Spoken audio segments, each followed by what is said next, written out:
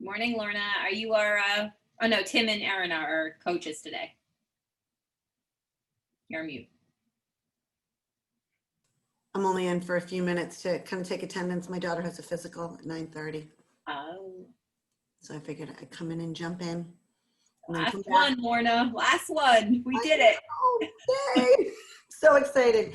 Jen, at some point, I just wanted to ask you, because you did see me teach for a little bit, I'm working on the KWU, kind of getting to that next level. And hopefully I got enough people that gave me a review at the last class that I'm finally over that hump of all those reviews. But I need a regional director, or maybe someone, I don't know if it has to be a regional director, if you could be that person since you have a regional title. Yep. So I'm going to check in, but if so, would you mind writing me something if they'll allow it? Yeah. All right, thank you. Hi, John.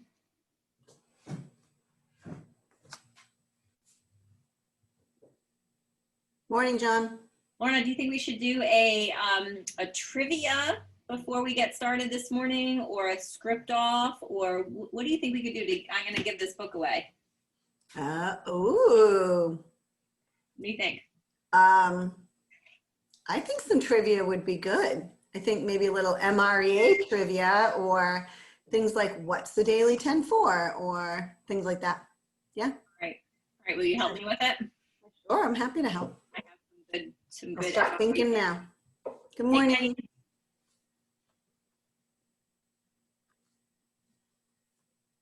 is that a painting behind you with the flowers? That is so pretty. I can't hear you, Kenyon, but that is really nice.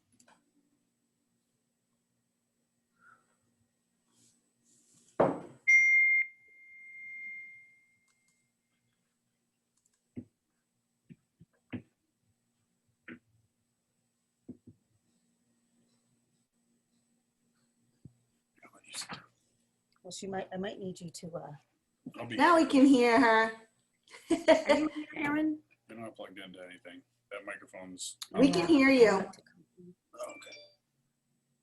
Is that Susan? Oh, hi, how are you? Good, I'm just letting you know we can hear you. You were muted a second ago, but now we're hearing you. I am going to share, how did we get this display over here?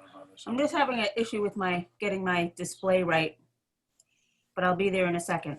No worries, we have plenty of time before we start. And we don't need to share the screen until we get started. So I know Erin and Tim are going to be on here to help you with any troubleshooting anything.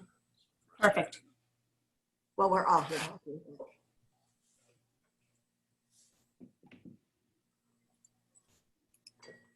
All right, let's get some trivia going.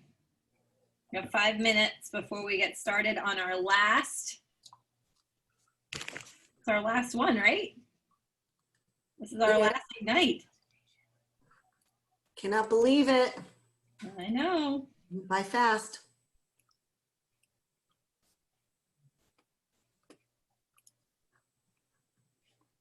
See, this is going to be the problem. Like, how do I can't. All right. Oh, I don't know what to do. I'm stressed. All right, who's ready for some trivia? Hi, Linda. Good morning. Morning.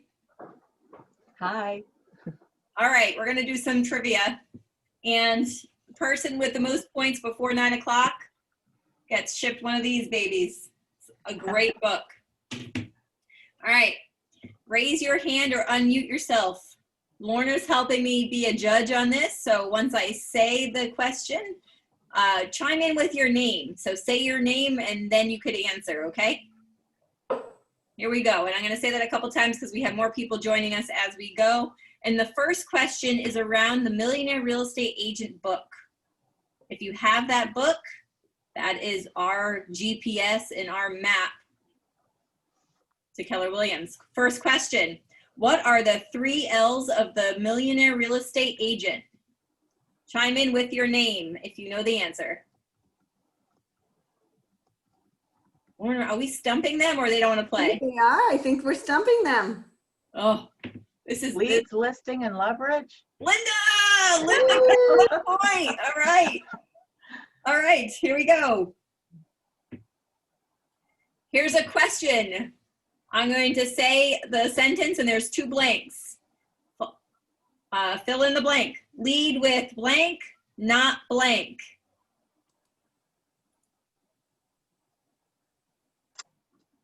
Lead with contribution, not sales.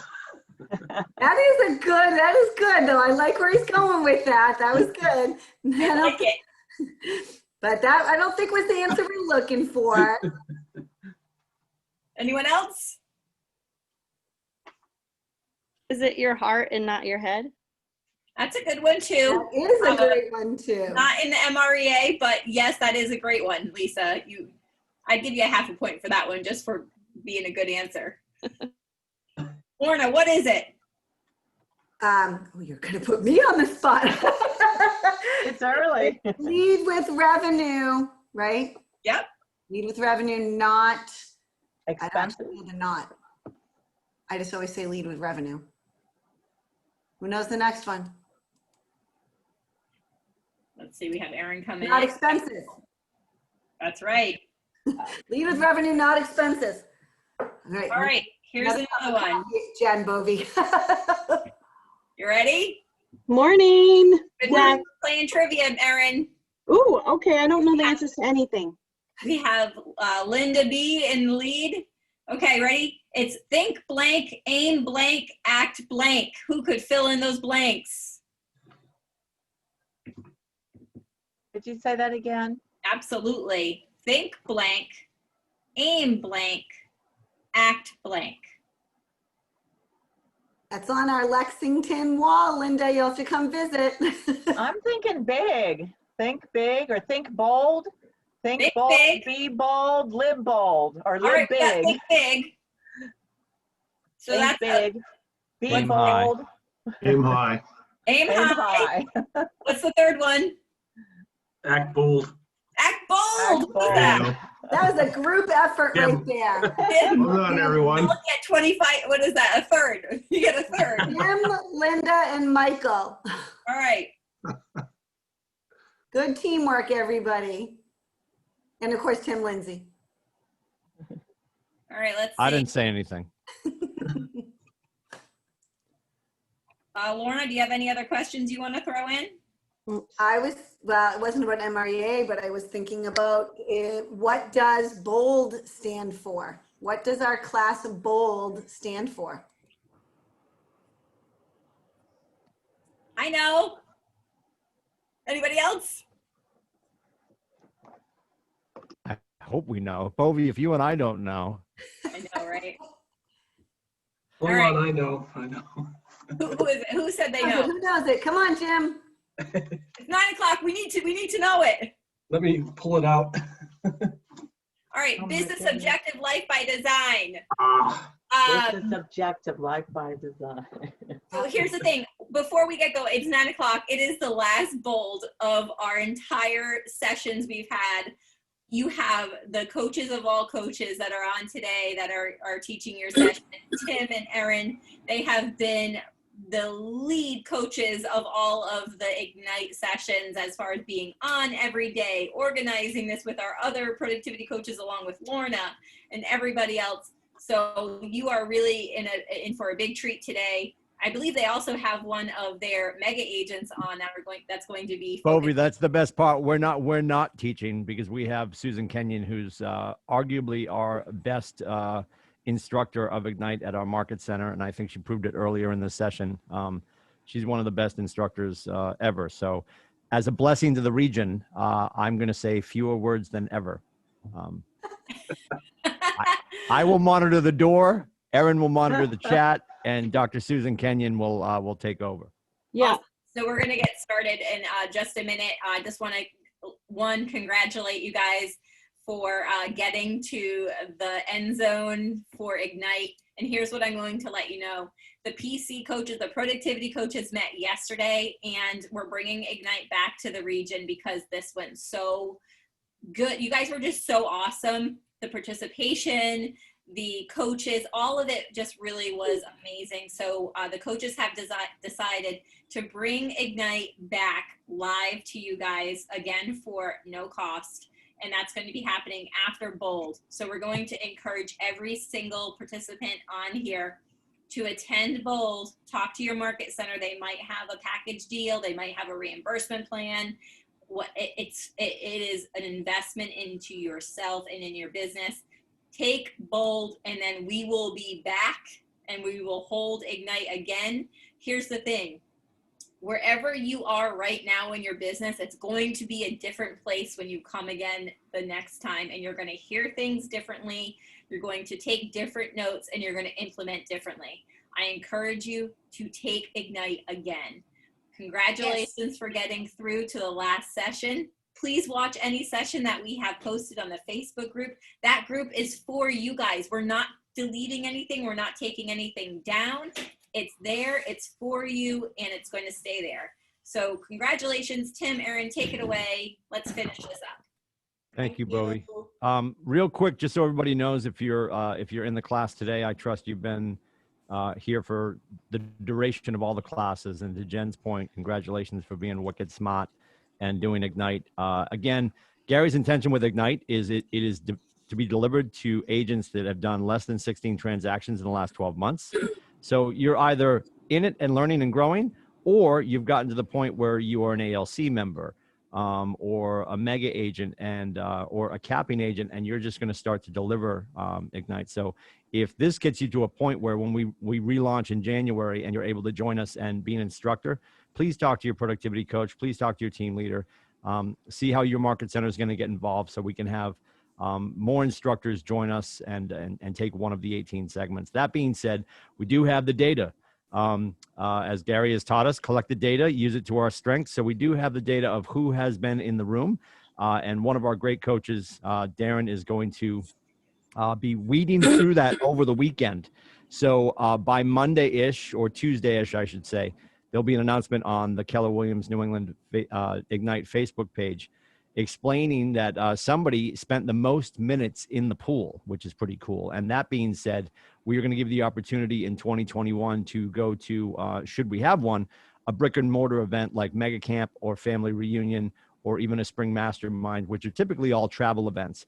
We are going to take care of your registration. You're going to take care of your flight, your hotel, your bail money, your cocktail money, whatever that looks like. So it's roughly about $800 for registration. So that will be yours. We'll have that person's name to announce. And we really do appreciate everybody being involved. We invite you to stick around for today. And if you have any questions or comments, there will also be a survey going out because we want to find out where we can improve. There's always room for improvement. We've worked really hard. This is the first time we've ever done it. So we intend to polish this up and deliver it at a higher level every time, certainly starting in January. So with that being said, Aaron might have something to chime in with, and if not, we are going to send it over to Susan Kenyon, who is ready to go. Aaron, you good? Yeah, I think we're ready. I'm going to be monitoring the chat for Sue. Susan can't see it, so Tim and I will be monitoring, and we'll chime in and we'll communicate with you through the chat. And I think we're ready to go. I can't believe it. We're here at the end. Yes. Yeah, and if you guys also, if you guys do have a question, just you can go to the section in participation and raise your hand, and that way we'll know that you have something you want to verbalize to Susan or to the room, and we can have you guys unmute at that point, and of course ask your question. So we appreciate your time, and here we go, Susan. All right. Awesome. Well, thank you everybody for coming. Really happy to see everybody. If you do have a question or just want to participate, I'm totally in for interruptions. Just unmute yourself, jump right in, and add anything that you want to today's class. I love contract to close, so I'm always super happy to talk about it. My name is Susan. I am with the Portsmouth, New Hampshire office. My husband and I run a team out of the Portsmouth office, and we have actually a space up in Dover, New Hampshire, licensed in New Hampshire and Maine. So if anybody has any business that they are having folks travel up to New Hampshire or Southern Maine for, please feel free to reach out to me directly. I'm always happy to help with any referrals that if you want your folks taken care of, we can do that. If you have any questions before or after, during the presentation or after the presentation too, please feel free to reach out to me. I'm on Facebook. You can Google me and easily find my contact info, or you can email me at thekenyonteam.com. I'm always happy to help. So that being said, we're going to jump right into contract to close. And this is really one of my favorite parts of my job in real estate.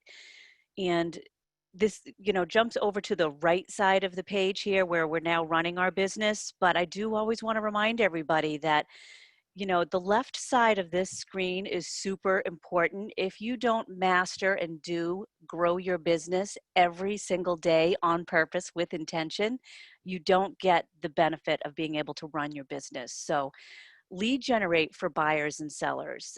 Make your seller presentations and your buyer presentations. And go preview some real estate. If that's, we're in kind of funny times right now with COVID, but there's still lots of opportunity to preview real estate.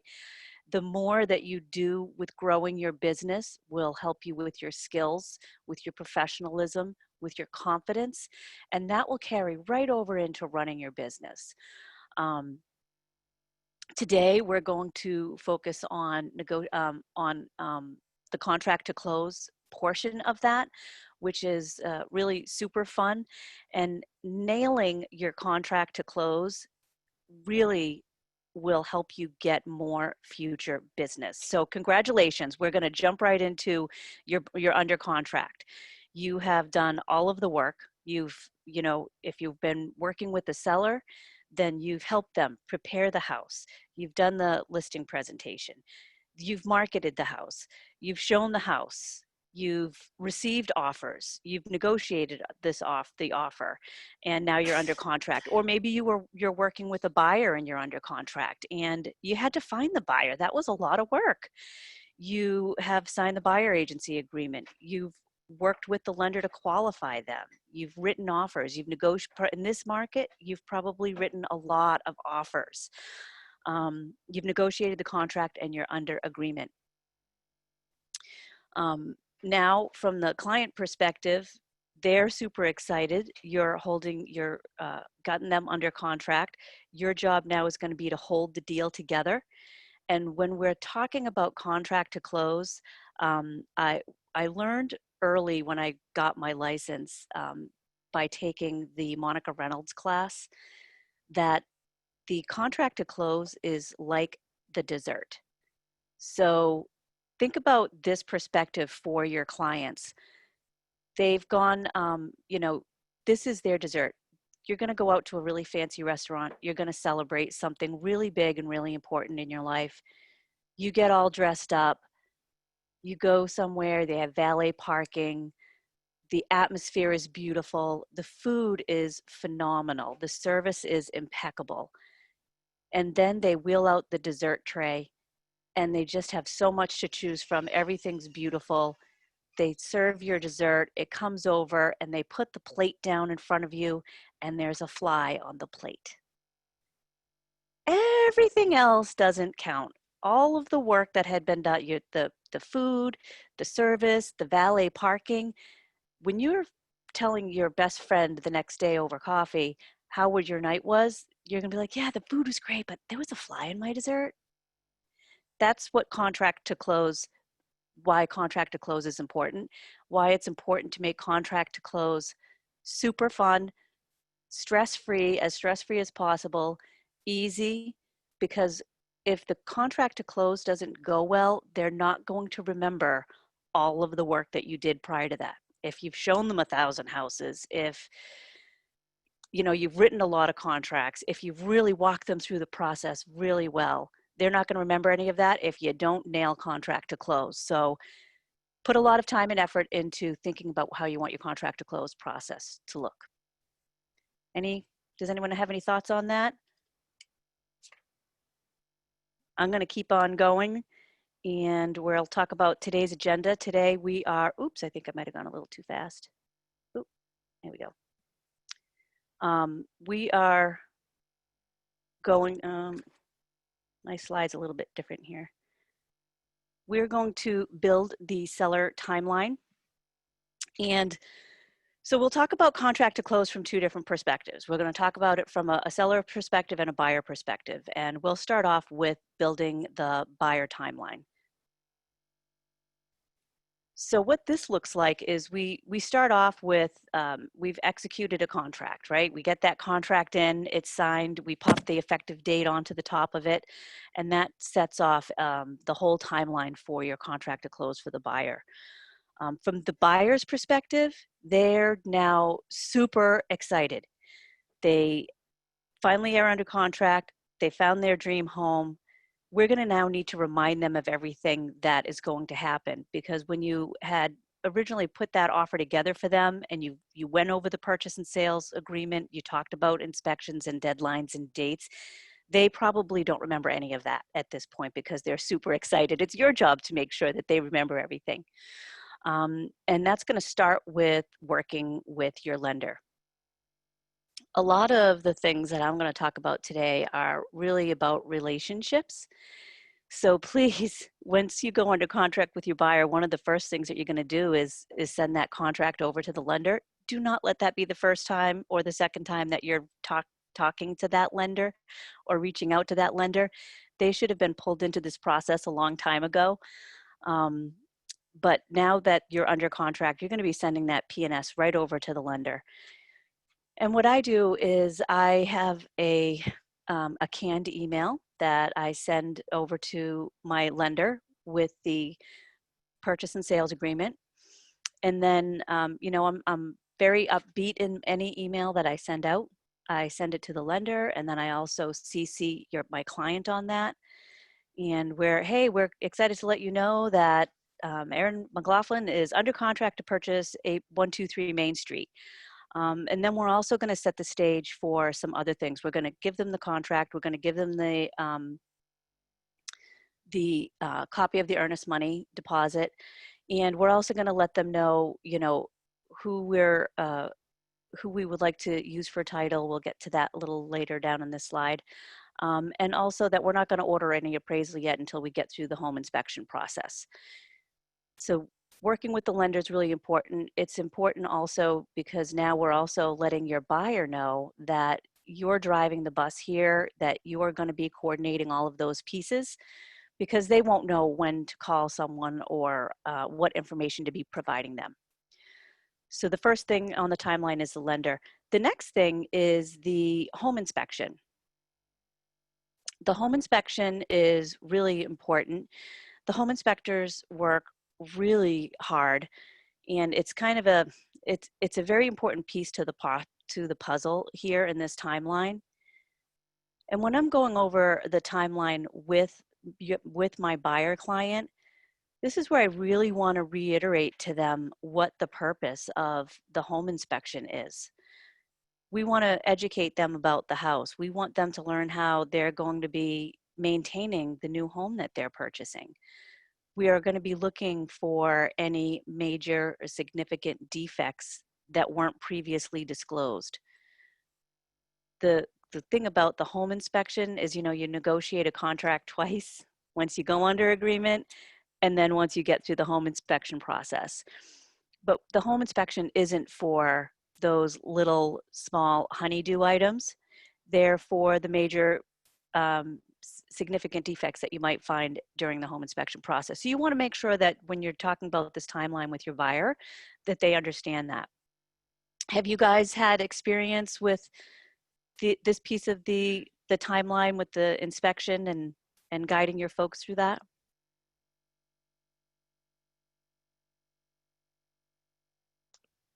Any thoughts on that? So there's a comment in the chat from Lorna, which is another coach.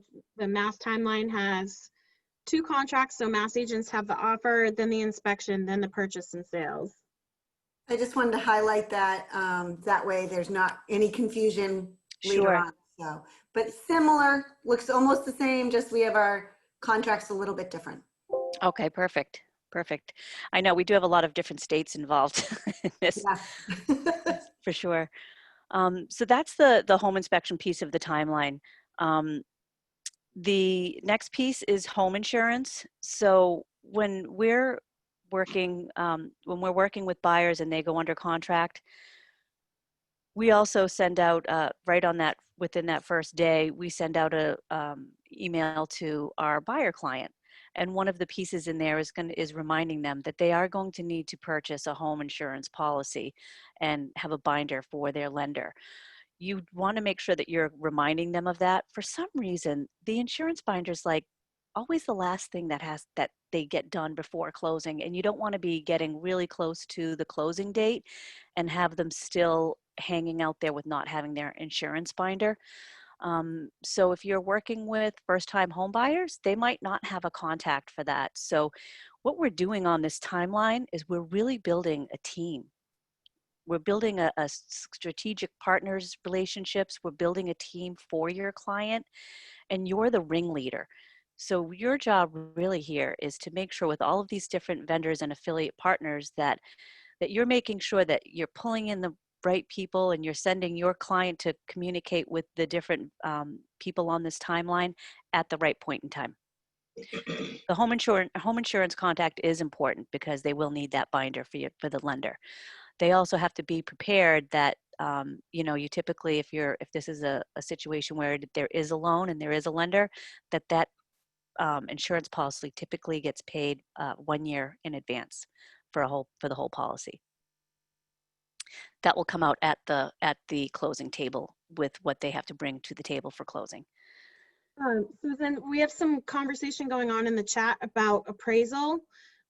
So I just, where is that in the process and how does that usually factor in? So just letting you know. That's a great one, and it's actually not on this timeline, so Yeah. Thank you for bringing that in there. And actually, I'll back it up a little bit. They didn't put title in here, so I would say for title and appraisal, in that section after the home inspection and before home insurance, that's really when the title and the appraisal piece should be coming in. I do let the lender know I don't want them to be ordering the appraisal until after we get past the home inspection. So I let the lender know that right in my first communication to them with the purchase and sales agreement, that please don't order the appraisal until we're done with home inspection. And the reason that I do that is that gets paid for at the time that the lender orders the appraisal. So the buyer is going to be paying that right away. If something happens at the home inspection that could, cause a buyer to not want to move forward with the property, I don't want them paying $500 or whatever it is for the appraisal, because they can't get that money back if they decide to not move forward with the property. So from a buyer's perspective with the appraisal, I let them know that after the home inspection, we'll have the lender order the appraisal. And how that works here is they'll order the appraisal, the buyer will pay for it. It will get sent out typically to a third party where an appraiser will have the opportunity to pick up that appraisal. Now I'm talking in terms of New Hampshire and Maine. If this is different in your other states, then please have someone chime in. So we wait for that appraisal to be picked up. The appraiser will reach directly out to the listing agent and they will schedule the appraisal. Typically at that time, there is also a turn-in date. So remember, we're in communication very regularly now with the lender. So we can ask the lender, what is the turn-in date on that appraisal so that we can be watching for that to come back into the lender. Right now, in the environment that we're in many of our markets, appraisals is really kind of the sticking point to a lot of contracts. The appraised values are an issue, and the time it's taking for appraisers to get out to properties is an issue. So moving quickly through this part of the timeline and getting past your inspections is very, very important because you need to leave time for that appraisal to get ordered and returned in time before closing, obviously, and before that loan can be approved. Does that answer? Can I interrupt really quick? Please do. I apologize. This is not based on that. I don't know what's happening. I'm wondering if someone is able to kick me out of Zoom so I can try and rejoin. I can't, something's gone completely wrong and I can't even X out or chat or anything. And I can't see the screen. I can kick you out of the meeting, Bethany. Okay, But I think if I kick you out, you won't be able to actually come back. So if you you might be better to just try to close everything down and then log back into the internet, like turn off your. Oh, like shut the computer off? Yeah, and maybe, Okay. or just log out of Chrome and come back in. Because if I actually exit you out of the meeting, you won't be able to come back. Okay, I'll try that. Thanks. Okay. Sorry. No, that's okay. Any questions though on the appraisal piece? It's really important to set the correct expectations on the buyer timeline. Susan, So- I have a question. Yeah. Hi, it's Joyce. Hi, Joyce. You said the appraisal comes after the inspection. Is that what I heard you say? So it really depends on how you set that up with your lender. From the get-go, when my first reach out after going under contract to the lender, when I send them the purchase and sales agreement, I ask them not to order the appraisal yet. Mhm. A lot of times, if you don't tell them that you want them to wait, they'll order it right away. So that actually can give leverage back to the seller if they do that. So if I put a different hat on and I'm now the listing agent, if I'm the listing agent and I get a call from an appraiser to go out to the property and I haven't even gotten through the inspections yet, I know that buyer is super hot for this property, and that they're going to be paying maybe up to $1,500 in inspections, and they've now just paid $500 for an appraisal. So when they go through the home inspection process and they might want to come back and renegotiate something with me, I know they've already vested $2,000 in, and if they ask me for $1,000 worth of work to be done to the seller might not want to do that because the likelihood of the buyer backing out of the deal if they don't do it is not strong. Does that make sense? How the leverage piece of that, of why I want to wait. Mm-hmm. Okay. So we'll So- do an appraisal. Okay. Yeah, that's my preferred timeline on that. My preferred timeline on the appraisal is after home inspection. So you can tell the lender that you want to wait on the appraisal? You absolutely can. Remember, you're the ringleader here. Okay. You're the ringleader. So And I have, mhm. So I have a comment. Sure, Kay. Or looking for clarification. So in Massachusetts, the lender does not get any paperwork until purchase and sale agreement is fully executed. Then they get the package and all the information they need. To get to the point of P&S signed, we have to do inspection first. So it's almost like this doesn't apply as far as the ordering appraisal, because nothing's going to happen until inspection done, final negotiations done, and then we sign a contract, which is purchase and sale agreement with all the final numbers and conditions and etc. Then lender kind of takes over and they do what they need to do, including appraisal. So I don't know, maybe in Maine it's different. Yeah, that is different than New Hampshire and Maine, and that might be very well be why they don't have appraisal on this slide, where it is meant for national classes, because it is different in every state.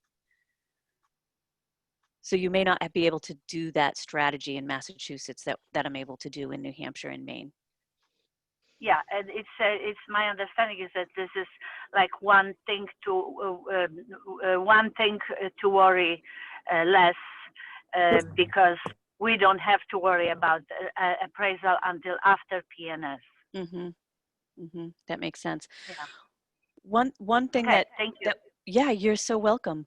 One thing that we all can keep in mind with appraisals is that we're in an environment in most of our markets, or many of our markets, where the purchase prices are really coming in at the very top of the value of the property value. So from a buyer standpoint, adding in any closing costs, seller to contribute to closing costs, could impact the appraised value if that addition to the cost bumps up the value of the purchase price. And if that happens, the first thing that's going to come off the table is the closing costs. So say you write into your purchase and sales agreement, seller to contribute $10,000 towards the buyer's closing costs, prepaids, escrows. Then you have the appraisal done, and the appraisal comes in low. The seller is going to go back and say, well, I'm not going to pay the closing costs now. So at this point, you really need to have done your homework on both sides of representing this contract. Can the buyer afford their own closing costs? So if I'm the buyer and I've written that into the contract and it got accepted, I need to make sure that if for some reason the appraisal comes in low, and can the buyer afford their own closing costs in that scenario? If I'm the seller, I need to make sure of the same thing, because I want to protect my seller. So that is where the communication with your co-broke is very important. If they've accepted that offer, that you want to be very clear with the co-broke and with that buyer that if the appraisal comes in low, I'm going to be looking to remove that from the contract. So have some communication around that. The appraisal piece is kind of tight right now with value. Are you guys experiencing that outside of the New Hampshire, Maine area? Susan, you also have a question. Bethany, I think, has her hand up.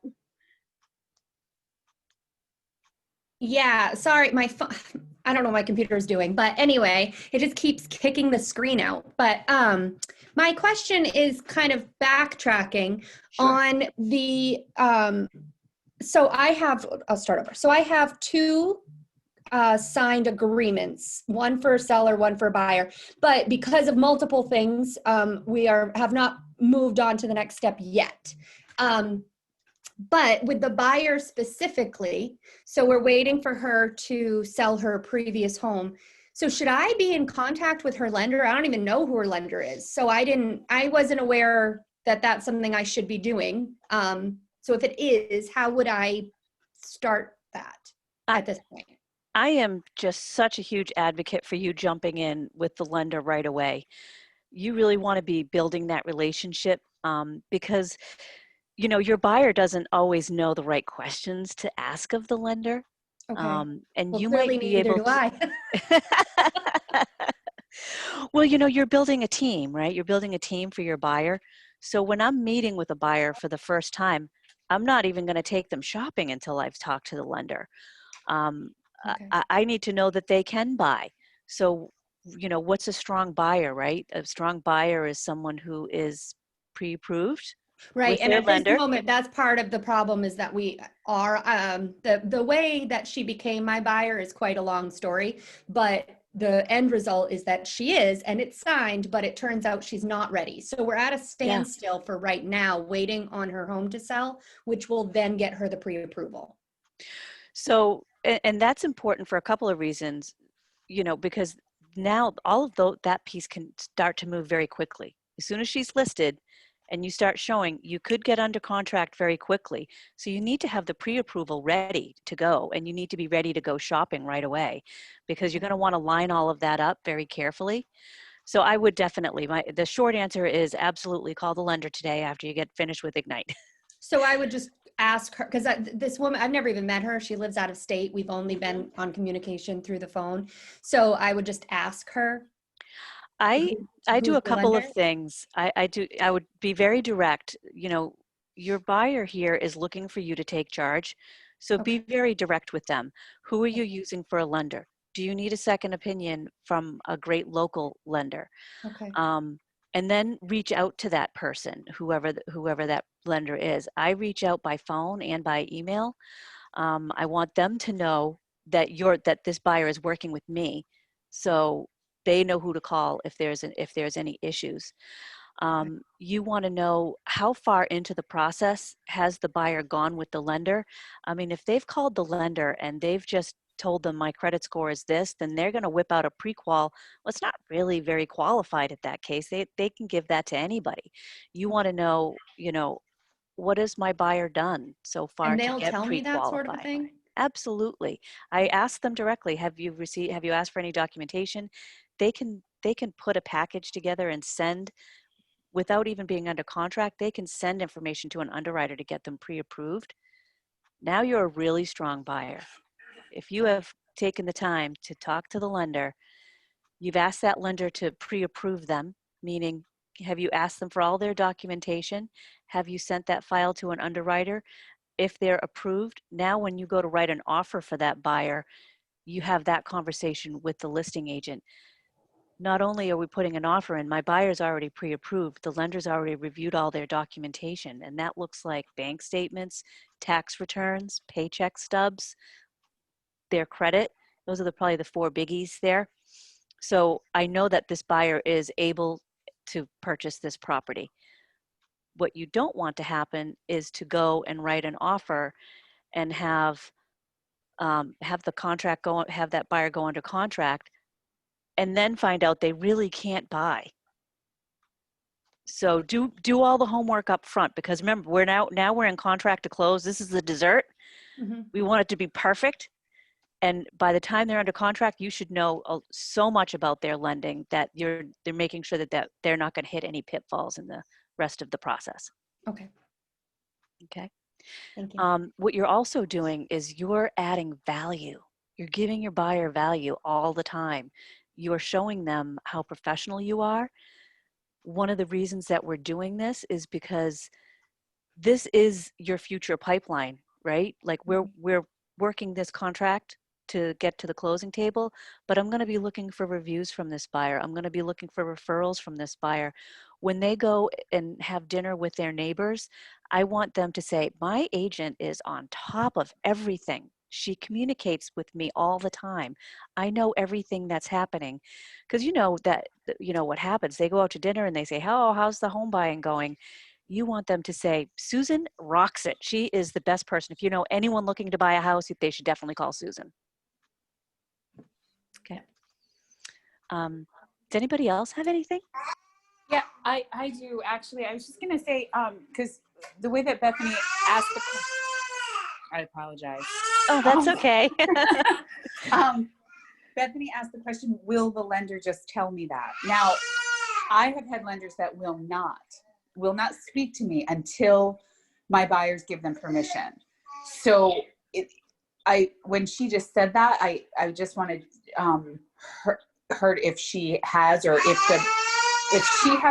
her buyer hasn't necessarily said to their lender, I'm working with Bethany, this is my agent, and you have permission to talk to her. I've had lenders that will not speak to me about, especially about like what their buying power is, or what they're qualified for, or anything, until my buyers have given them permission. So I don't know if other people have run into that, but I've run into it a couple times. Hi, this is Louise. I don't have a lot of experience behind me, but one of the things that I did in .loop was make sure that I had everybody assigned.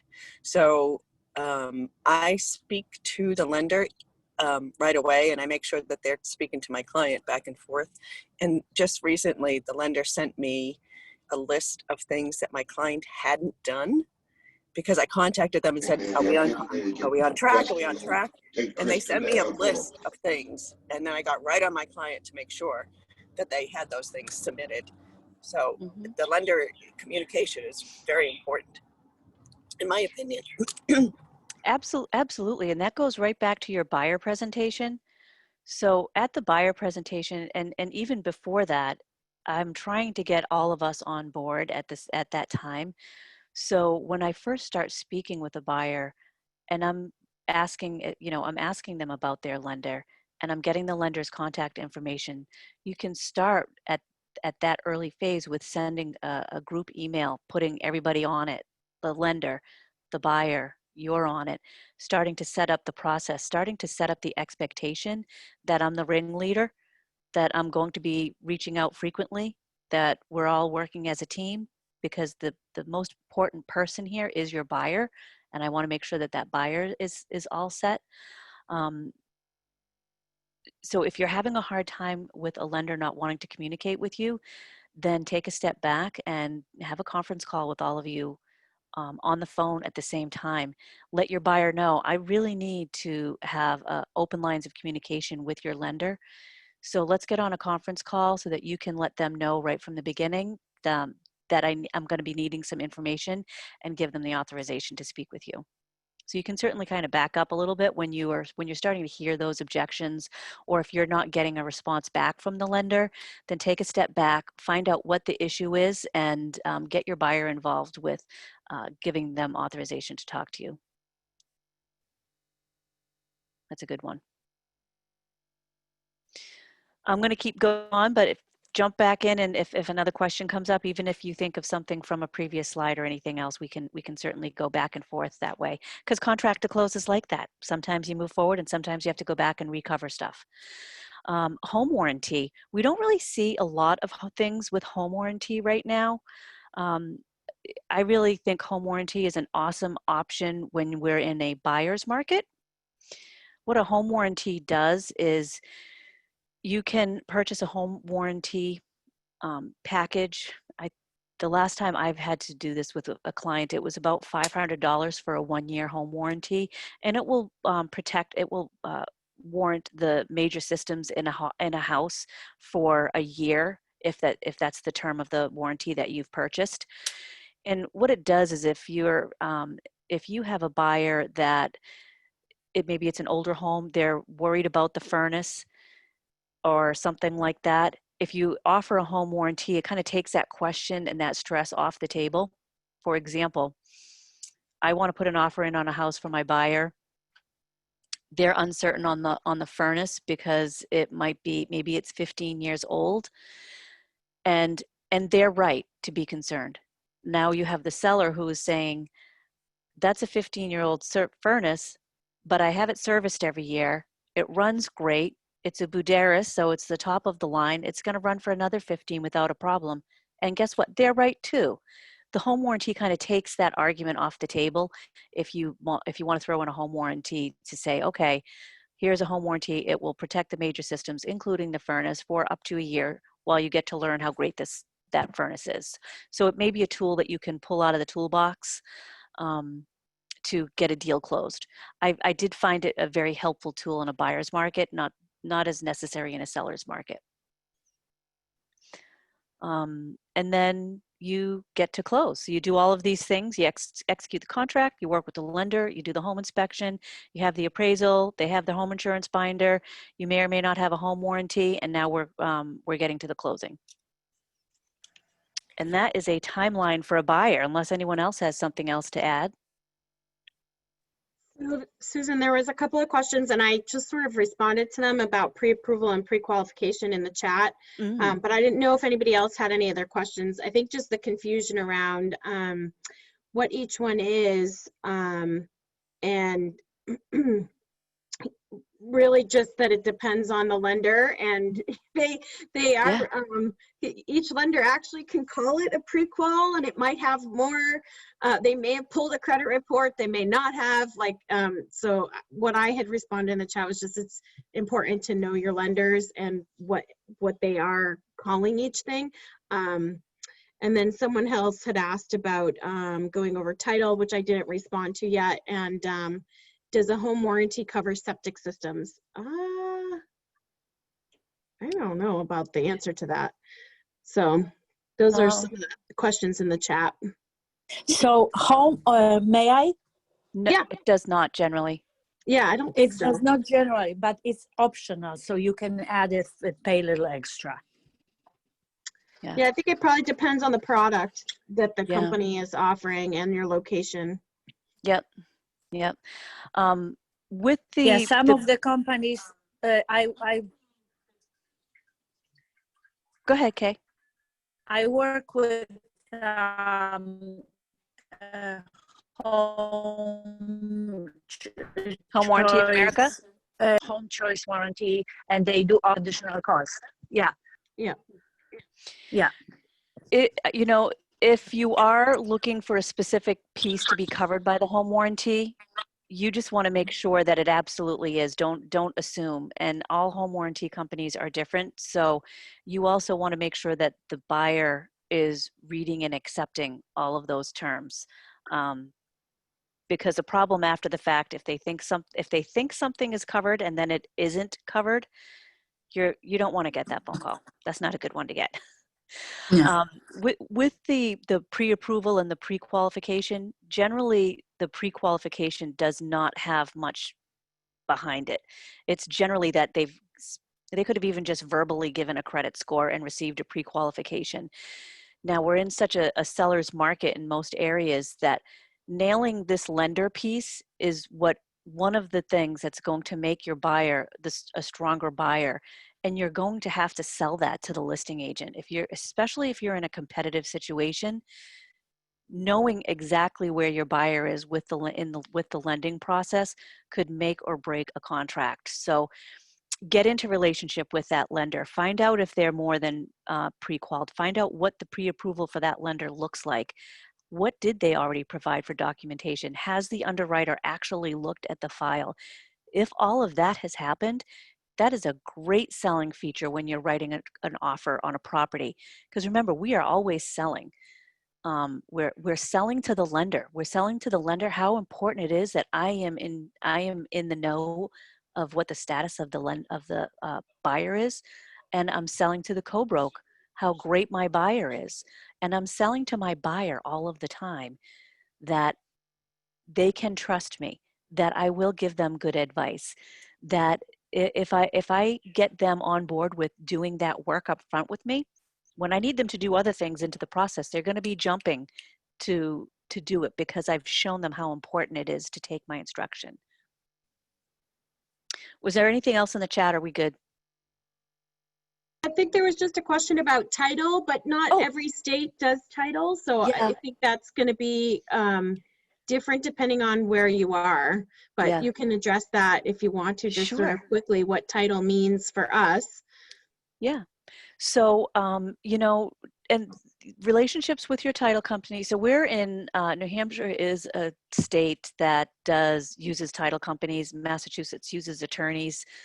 But in either situation, somebody is reviewing the history of the property to make sure that a clear title can be issued.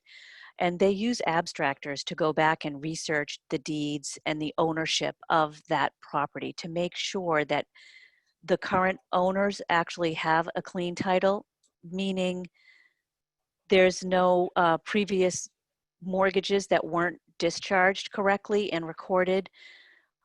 Things like that could possibly come up. We're in a region of the country that has so much history. There's a lot of developments that used to be farms that have a big lineage of ownership in them. So it can be a lot of work for a title company to do all of that research.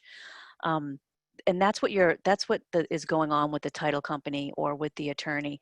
They're also responsible for preparing all of the documents for closing. So they're going to be asking the buyer and the seller for information like social security numbers. They're going to be asking the seller about their mortgage and who the payoff is. And they're going to be working with municipalities to prorate taxes and water bills and sewer bills or whatever other municipal bills are associated with that property. So part of, the contract to close is really about your checklists. You want to make sure that you know all of the things that they should be looking for. Like water sewer bills is a big one for me because not every title company will call and get the final water bill in my area. So I need to know who. That's one of the reasons I like to work with a couple of specific title companies because I know what their checklist is. That's why when I'm emailing that lender the new contract, I say, I want you to use this title company because I know what they do. When I have a title company that I don't know what they do, I have to now find out, do you guys call and get the final water and sewer bill? If not, I have to do that because whoever owns the property owns the bill, at least in New Hampshire and Maine. If I buy a house and it's on public water and sewer in these states and no one got that final water reading or that final septic bill from the town, and then the property closes, the new owner owns that bill and they can they'll go after them for it. Now, if you're talking about especially like foreclosures or short sales and things like that, those bills could be really high. And if you don't make sure that those things are taken care of, then your buyer, as soon as they get that bill, they're going to call you first. We're always the first call, and it's always our fault. Those are two things to remember. When something goes sideways in a deal, the agent is the first call 9 times out of 10, and it's always your fault. The thing about contract to close is that when you do it right, it really impresses people, and it really makes for makes for a great experience, and it makes for referrals. And that's really what we're going to want after this. I do a ton of referral business because I nail contract to close. Does that help with the title question? Yeah, go ahead. So in Massachusetts, they will not close until they have final water billing, a water and sewer bill taken care of. Yeah, I wish New Hampshire did that, because that's not the case here. Yeah. They can close without it. Hey, Susan. Yeah, hi. Hey, how are you? Good. Really quick question for you. You've mentioned this kind of ringmaster concept a couple times, and I like it. My question is, in terms of trying to like maintain that position, right? Like you've got a lot of various factors at work. You've got a lot of personalities at work and all that other good stuff. I'm assuming we're trying to maintain that control as the buyer's agent, right? Driving the process from the buyer's side through all of this instead of the one who's buying the house. But do you ever encounter any pushback? Have you ever gotten into a tug of war situation for control over these kind of goings on? And if so, do you have any thoughts as to how to kind of deal with that, counter it, and maintain the control of the situation? Yeah, that's really a great question. And yes, the short answer is yes. I figured as much. But and even yesterday, I've had that, because so here's an example of that. You're working with a co-broke, and typically I'm going to find that with the co-broke the most. I could teach a whole 2-hour class on being in relationship with your co-broke, and I think it would be a really valuable one for a couple of reasons. You always want to be in great relationship with your co-broke.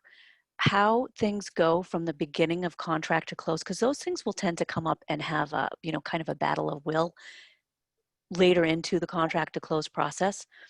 How you lay the groundwork in the beginning will help determine how you're going to handle that when it comes up on the back end. I like to let my co-brokes know, and my lenders and my home inspectors right from the beginning, that they can count on me for communication. As soon as there's a sign of a problem, your biggest resolve on that is your telephone. Pick up the phone. Don't use text. Don't use emails. Too much can get misconstrued in that when you're trying to resolve an issue of control. So I find it best to pick up the phone and talk to them. You're kind of coaching them without them knowing that you're coaching them. For example, I'm coaching them on how I want my buyer's response to get delivered to the seller. So if I just send an email, we'll use home inspection for an example, that I want $15,000 off the purchase price for all the things I found in the home inspection. The likelihood of that getting delivered well to the seller is really small. So that's a phone call conversation, right? I pick up the phone. Hey, Eric, this is Susan from Keller Williams calling about 123 Main Street. We had the home inspection. Thank you so much to your sellers for having the house ready for us. We appreciate it. We did have some major things come up. It was this, and this. The reason that they're of a big concern and they're a major defect is because report indicates that those are going to have to be replaced within the next 2 years. So that is why we're asking for that money. My buyers won't be able to take care of that on their own after. Now that will get delivered, but it will most likely get delivered that way. It won't get delivered that way if I just send off an email or something like that. If it's a lender that you're having that issue with, sometimes, now I'm going to have to revert to it might be a state thing, but in New Hampshire, there's a piece in the contract that says I, as a listing agent, have the right to communicate with the buyer's lender. that will sometimes be a scenario where a lender might not want to talk to me because they're like, oh no, that's my buyer. You're the bad seller listing agent. I pull out my contract and I just say, we're on the same team. We all have the same goal here. We're just trying to get to the end. I don't need any information that is confidential, but I do, as the buyer's agent, have a right to know this, this, and this about the buyer. Can you help me out? And if they don't, you're gonna have to involve the co-broke. But I do find that a phone call conversation works best, and whoever yells first loses. So if you're upset when you're making the call, don't make the call. Wait until your voice can be calm. Wait till you can slow down your speech. Letting everyone know that we're on the same team will typically help that the most. And if it's control, if you're feeling like that other person wants some control, then give them some. Just don't give up any of yours. You can both be in control.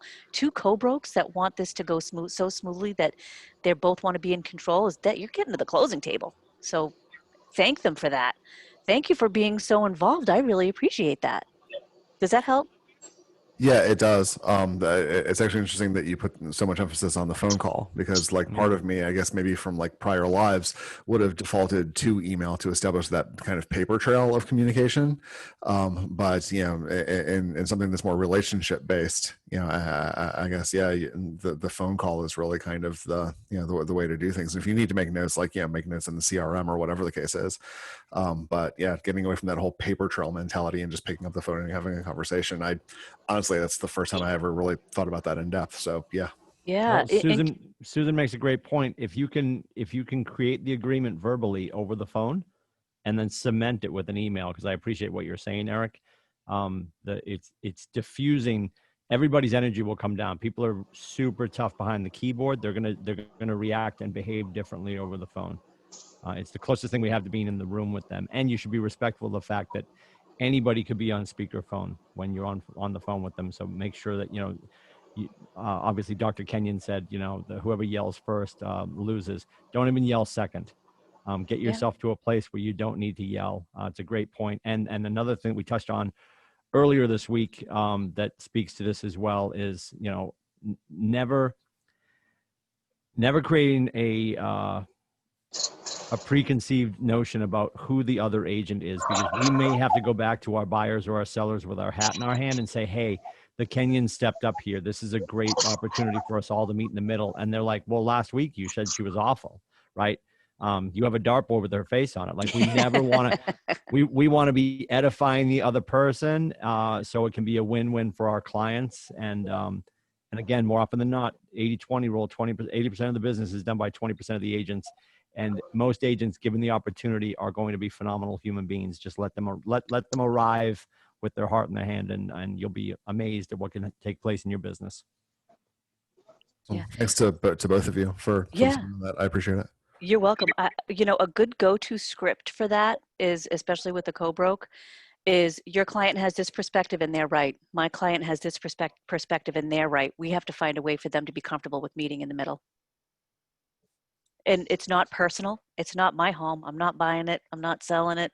It is business, but a lot of emotions are involved, and that's a great go-to. Acknowledging that somebody else has a differing opinion, that but we have to get through it. Thank you. You're welcome. You're welcome. Okay. One thing before we do jump off of the buyer timeline, sellers are under a lot of stress. It's so stressful to be a seller. Buyers are typically just super excited. You know, they're so excited to be buying this property.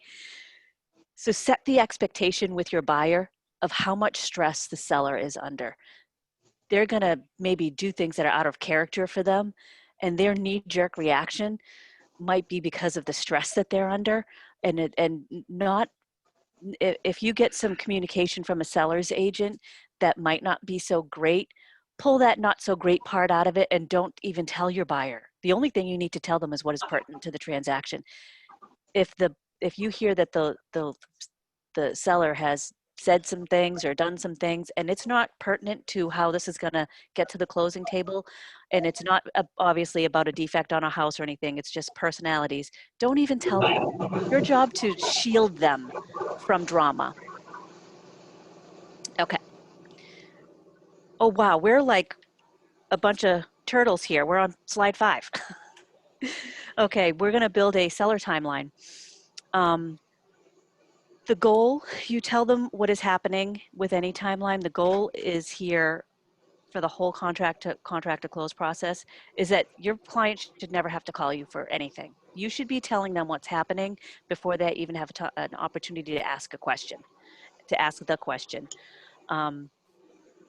The first step of this is the seller's offer has been accepted, or the buyer's offer has been accepted by the seller and they're under contract.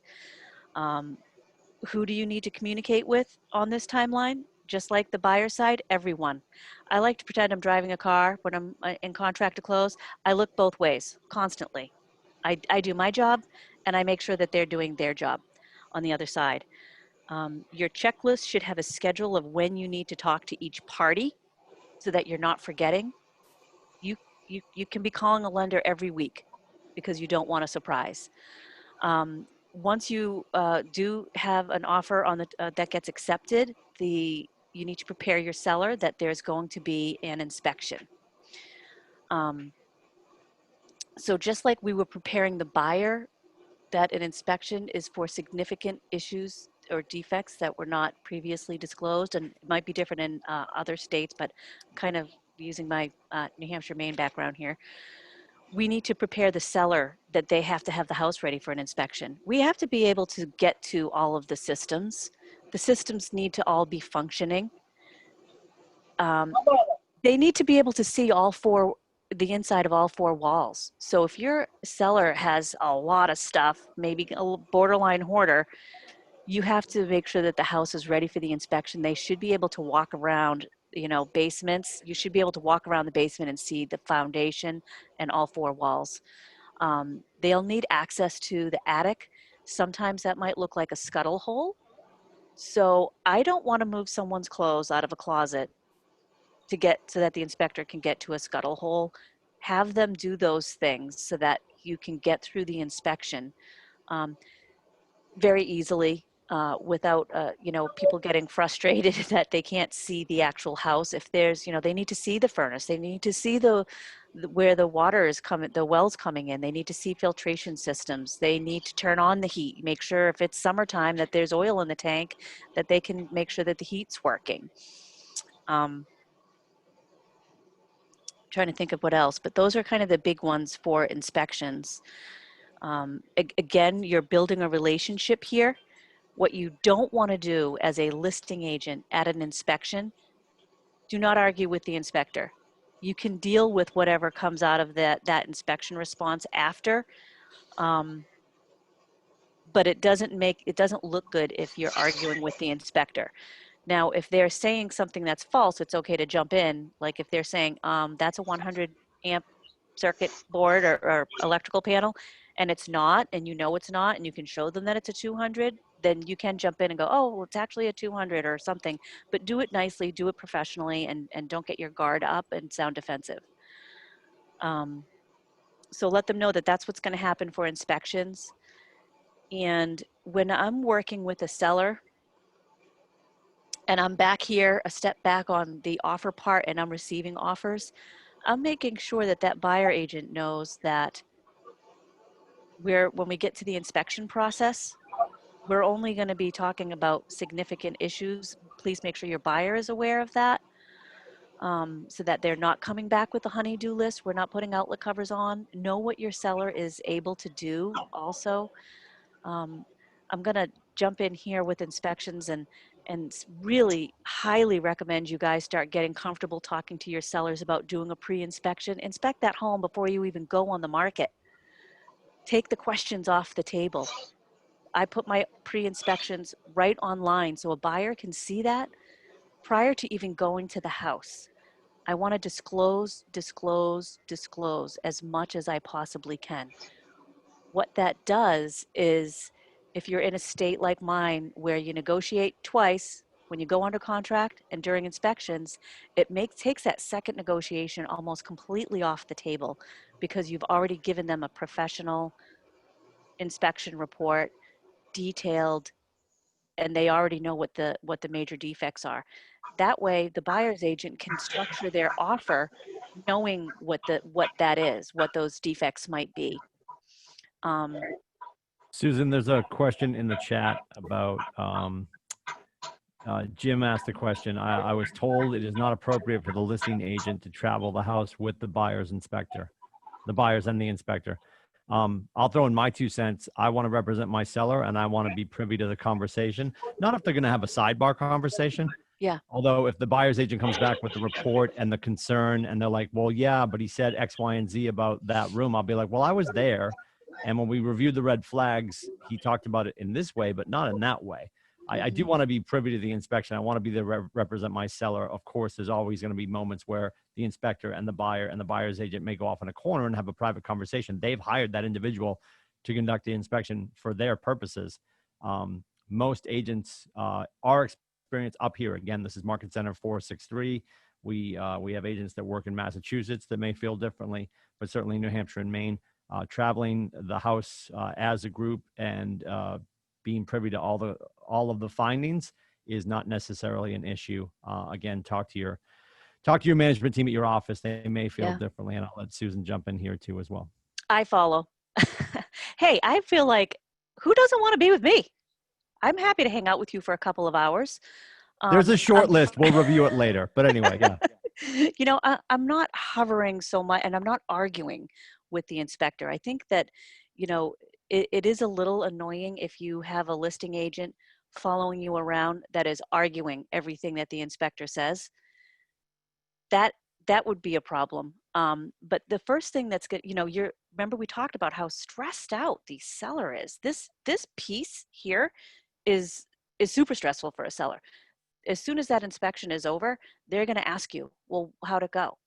Well, did they find anything major? If you can't answer that question, they're not going to be happy with you. And they're paying us a lot of money. We deserve to be able to answer them. So if I do have maybe a inspector, I have had an inspector say not to follow them around, and I just let them know, well, I'm here to represent my seller. The buyers don't own the home. I'm here to make sure everything goes okay. You're also there to make sure that nothing happens. You know, what if you have an inspector that might be invasive to a property? Like, you know, they're like, oh, that looks like rotten wood. I'm going to see if I can stick my pen right through that. Yeah, no, you can't do that.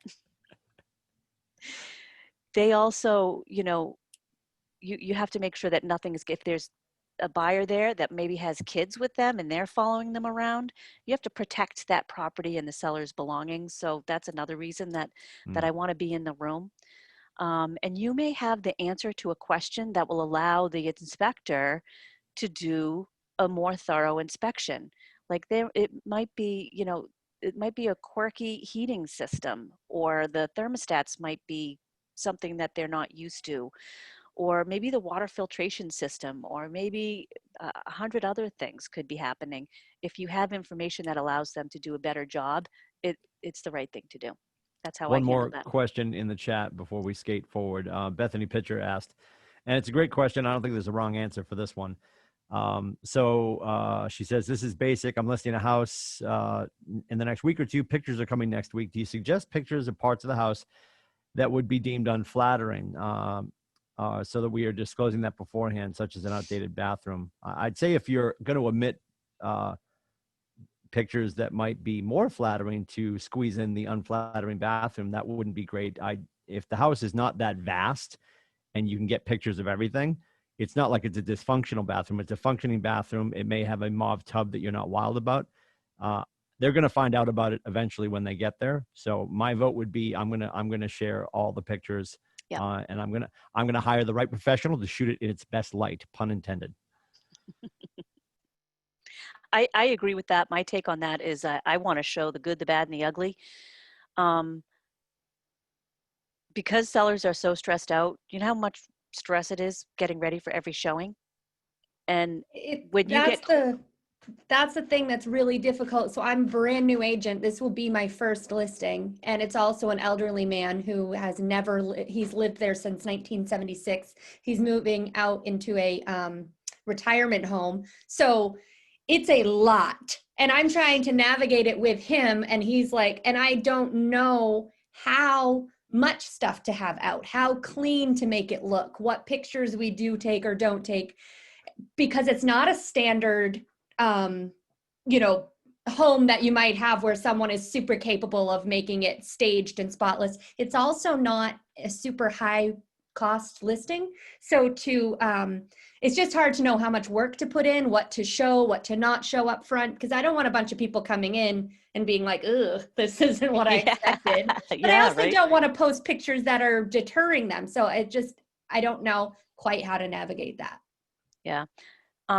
Well, the good news is that there's probably not a lot of houses available in that price point. No. So how great is that? Definitely clean. I mean, you can't put lipstick on a pig in that situation. So have it as clean as it could possibly be. And if that means hiring someone to go in and professionally clean, then you'll get your money's worth out of that with an offer. Price also is going to come into play there with how you're going to choose to price that house out if it's outdated. So I would say in that scenario, I would show the outdated pieces of it so that you're not having traffic go through there with the expectation of something being nicer than it is. Have it clean and decluttered as much as possible, because then it will look better for the situation that it is. It is what it is.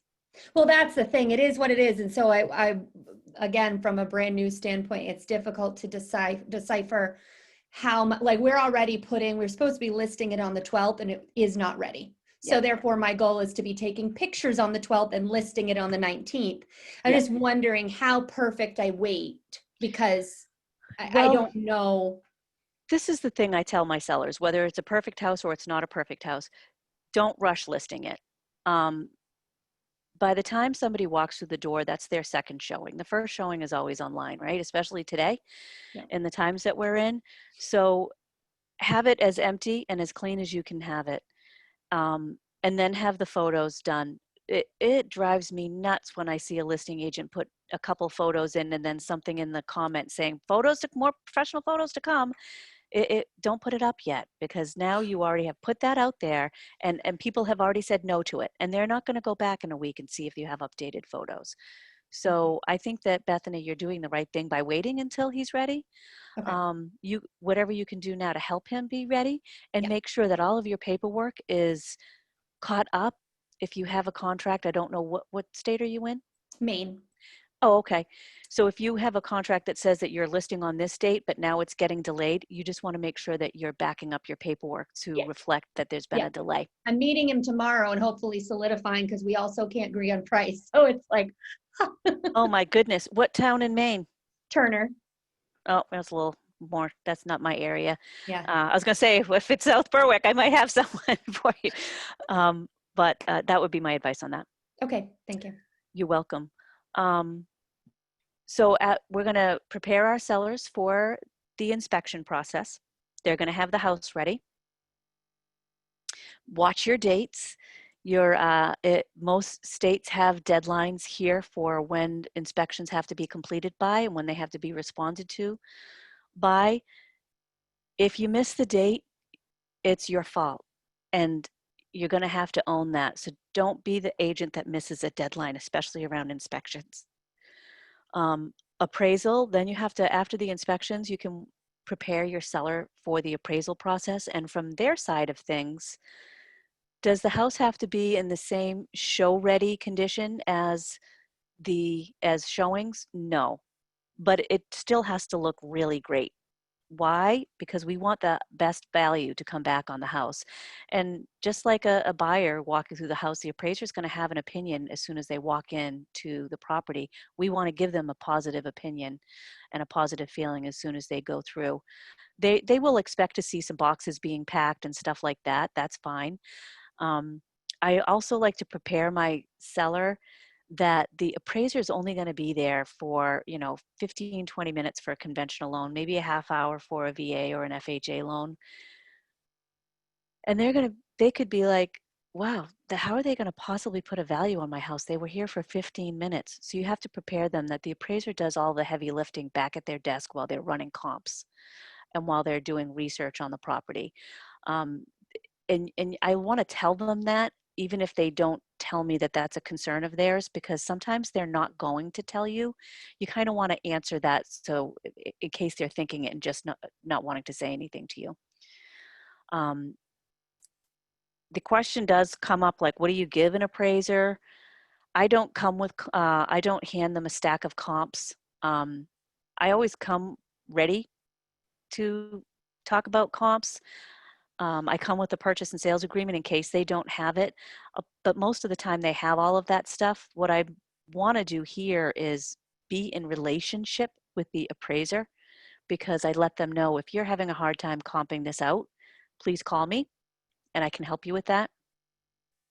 I also, we're salespeople, so we're also selling here.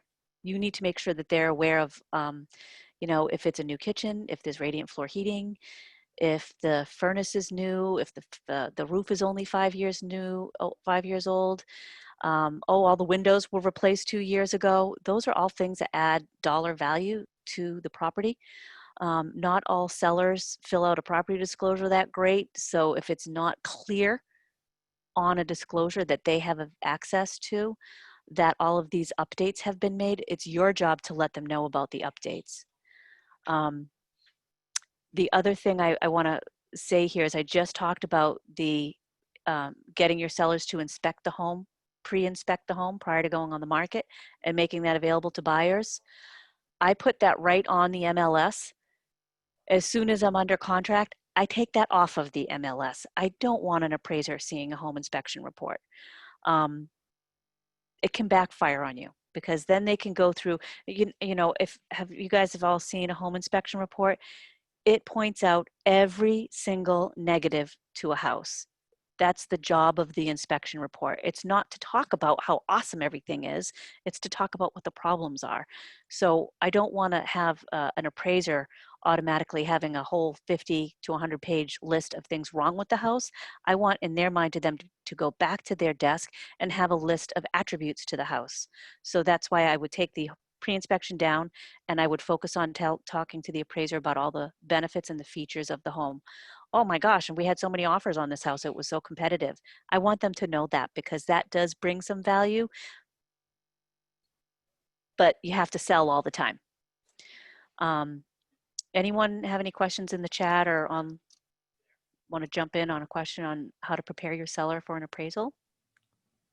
There was one question before, and I addressed it with Pranita. She wanted to know, oh boy, no, I've lost it. There it is. Who pays for deep cleaning, photography, staging expenses? And I said to her, ultimately, it's between you and your seller and what your value proposition was when you entered into the agreement.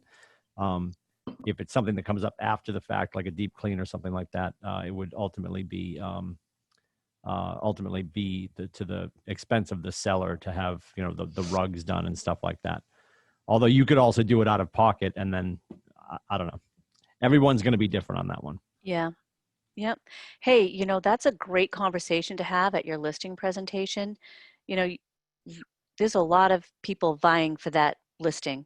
And if you go in and you can see that the house needs a deep clean, it needs a dumpster out front. It might need some, if it's older people or people that are not able to do that work themselves, they might need some resources for that. It may be an opportunity for you to get a higher commission, saying, you know what, these are the things that we really need to do to get the house sold for the most money. And I'm able to coordinate all of that for you. So maybe a piece of leverage in your listing presentation might be, I charge 7 or 8%. And these are the things that I'm going to do prior to us going live. I'm going to hire a cleaner for you. I'm going to hire a professional photographer for you. I'm going to bring in a dumpster, and I'm going to hire a couple of kids to empty out this basement for you. So kind of, get into relationship with your seller to find out what they can do. I've paid for inspections, and I've had sellers pay for pre-inspections. It all depends on what your scenario is. Good question. And then we have the great part after appraisal to be in communication with the lender. Can I have one more? I'm sorry. Yeah, one more question. No, that's fine. So again, the same situation where I mentioned that the So the seller and I are about $15,000 off on how much we think we should list the house for. And so that's a little bit of a struggle that I'm hoping to get through. When you're talking about the appraisal or the inspection later on, I can anticipate the roof doesn't appear to have any issues, but it is 15 years old. So, you know, who knows? And like I said, the bathroom, in my opinion, could probably be redone. It's so outdated. So coming from a buyer perspective, even though I'm the selling agent, I'm afraid these things are going to come up during either the appraisal or the inspection. Knowing that possibly ahead of time, how do I address that where I'm already hoping to convince him that we are listing it at a lower price than he wants to already? Because it's not going to sell at the price he wants, I don't think. So how do you do that without him feeling like I'm not doing a good job? I know that's really challenging, isn't it? Well, be confident, bring, you know, and you said it's an older gentleman who might not be online. Did you say he's older? Correct. He's handicapped. He's 80 years old and he's going into an assisted living home. Yeah. So you have the benefit of knowing the market and being able to go online and being able to see what the competition is. You need to now bring that to him. Yeah, So we've done you that can, part. full color photos of kitchens and bathrooms of equal homes that are being sold. And you can let them know this will be an issue. This will be an issue. This other thing will be an issue. Ultimately, the seller is the one that sets the price, not the agent. So Okay. sometimes it may be a process of setting the expectation of, in this market, this is the average days on market. If we list at your price and we don't have showings and we don't have offers in the first 2 weeks, then we're coming down to this price at that point. What I don't want to happen for you, Bethany, is to see you sit on the market and not have offers coming in when your competitors are selling. Yep. So set the expectation. If you're not going to budge them, at least now set the expectation that if that scenario doesn't happen where you get an offer right away, then we're going to go here and start reducing the price so that we can get you into that retirement home that you really want to be in. I have a question on that same topic. Yeah. So I think Bethany and we have similar people. My person is disabled, and there are some things that, some big things like the bathroom, but there are also some other things that could really be fixed, but she's just done. It's been a real thing to get on the market with the basement everything being emptied. Anyway, so she has given me permission, and I just want to make sure that this is okay to do, to tell the people that come through the property that notice all these things that she hasn't done, that the seller is disabled. She's done everything that she feels that she's capable of doing, and the house has been priced accordingly, just to avoid those, nitpicky little things coming up that they want to repair in the offer, just to let them know ahead of time that she's not really going to do a lot of stuff. So make your offer accordingly. Is it okay to say things like the person is elderly, the person is disabled? I know those are like fair housing issues. So. I know I don't want to get myself in trouble with fair housing again after But, my buyer presentation the other day.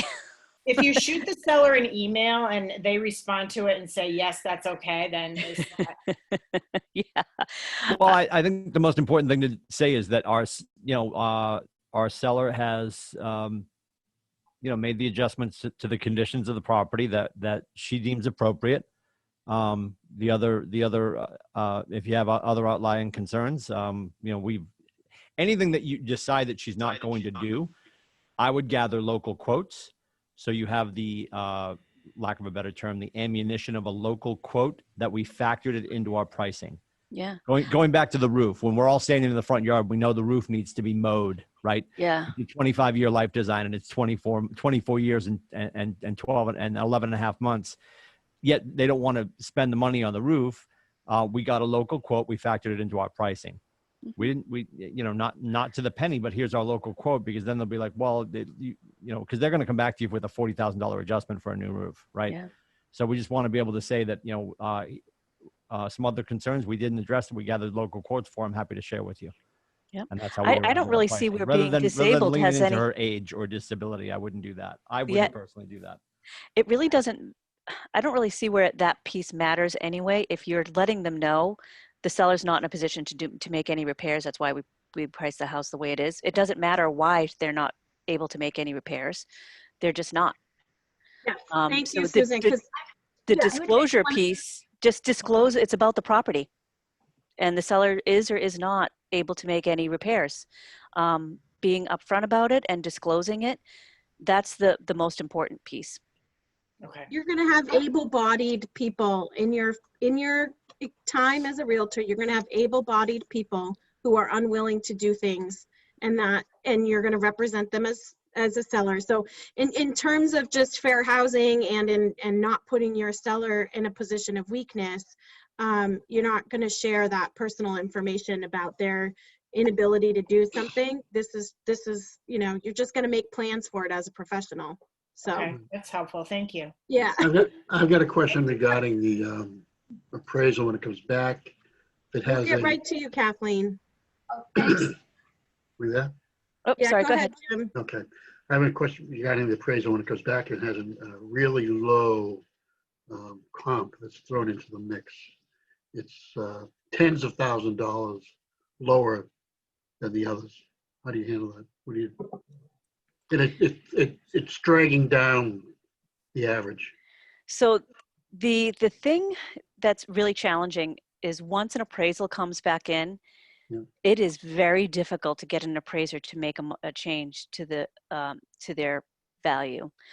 In A lot that of times you don't scenario, have the time. They've submitted it electronically to the underwriting department as cast in stone at that point. yeah.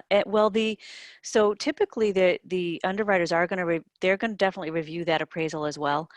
I would try to find out why that one comp was so much lower, and if they should only be using closed comps to start. Right. So you could call that agent. If that property's already closed, then I would call the agent and find out why it went for $10,000 lower. I've also, on the flip side of that, I've received that appraiser should have called that listing agent to find out what the scenario was. I've had appraisers call me to say, what was up with that house on 123 Main Street? Was it a family member or did something happen? Because it seemed to go for a lot lower than the other homes that were similar to it at that time. So I would be prepared for that. If you know that is a scenario, that comp is out there, when you're meeting with the appraiser, you can talk about that. Yeah. Like, there were 4 other houses within the next 3 neighborhoods that sold for this much or more that are similar, but you might end up noticing that 123 Main Street sold for a lot less. I talked to the agent, and that was a family member. I guess the son bought the house from the mother, or whatever the scenario is. I've That's also how I would received handle phone that. calls from I've received phone calls from neighbors when I was selling a extreme 125-year-old house that had 50 years worth of deferred maintenance on it. And it was a total, it was something from out of time in the neighborhood. Yeah. And this particular neighbor was really upset because he said I was going to drag down the pricing and the price of the neighborhood. All the values are going down That happens. because of this one house. That totally happens. So, So that Kathleen- selling part of that, when you're meeting with the appraiser, that's when that is super important. You need to upsell the features of the house that's being appraised, especially if you know that one that did sell for less money had a lot of deferred maintenance, so that you're having those conversations and saying, if you have any problem with the comps, please call me. So you definitely want to make sure that is clear and that you have open communication. And you're going to run into a lot of the same appraisers over and over again. So you want to make sure that every piece on both of these timelines is about having a good working relationship with all of these affiliates. Sorry, Erin, does someone have a question in the chat? Yeah, Kathleen has had her hand up. She's patiently waiting to ask a question. Go ahead, Kathleen. Oh, thank you. Sorry, I just heard a real red flag in the discussion about the person who didn't want to do anything because she was elderly and disabled. And that was in your attempt to head off conversations, you are really not doing your fiduciary responsibility if you say anything that would weaken the negotiating potential for your client. And it felt really uncomfortable to me. That's all. Good comment. Yep, absolutely. Yeah. Yep. I think that's why you just want to keep that in mind. We don't want to, reveal those things about our client. And it, like, I think as Susan said, right, like we're just bringing it back to the property. Mm-hmm. Like this is the situation we're in. Yep. Yep. Thank you, Kathleen. Thank you. All right. And then we go to close. That's the timeline. So we made it to the closing time. Activity is plot communication points. So, I know I've mentioned it before. The goal here is to answer questions before someone calls you with a question.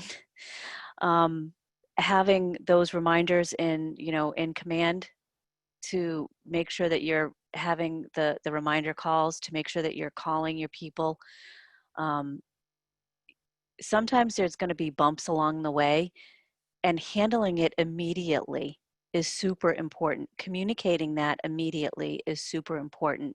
So your communication points are going to be really every phase. Once you go under contract, getting through the inspection process, getting through the lending process, talking to the lenders every week, talking to the title company as soon as that has been ordered. If it is a title company or if it's an attorney, finding out, has the title been cleared? We need to know that it's been cleared.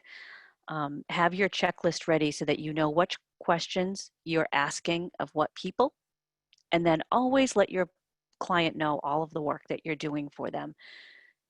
Because you might have someone that's not going to ask you the questions. They don't even know what questions. They don't even know what you have to do.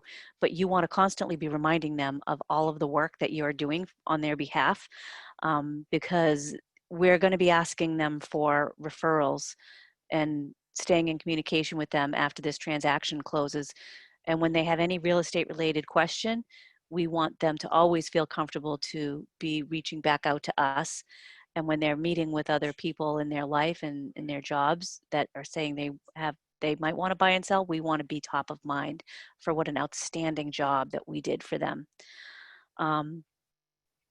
The communication point here with your co-broke is really, really important. Be in touch with them.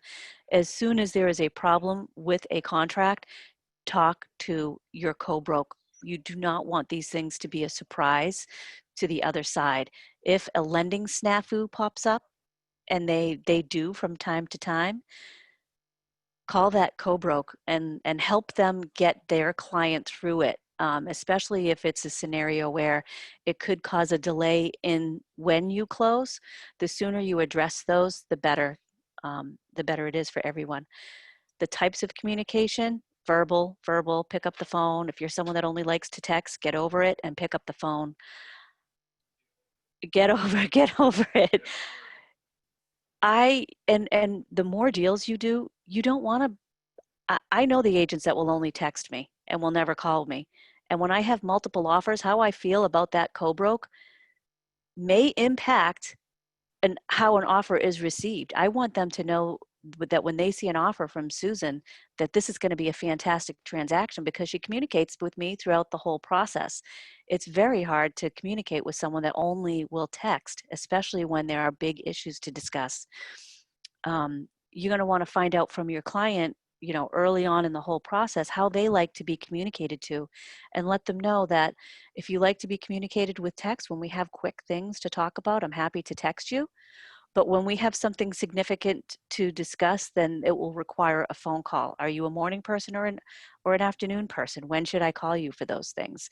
Set the expectation that when all the affiliates in these two timelines need something, that they need to respond immediately. Your lender's communicating with you that they need a stack of paperwork. That becomes your first priority, Mr. Buyer. Because the longer you delay in getting documents to them, you might as well just add those number of days to how long it's going to take to close this. So be honest about your communication, be direct. If you're doing written communication, please be polite. Every email should go out hello, Kimberly. I hope that your day is going well. I hope this email finds you well. And then get into what you have to say, and then have a nice something at the end.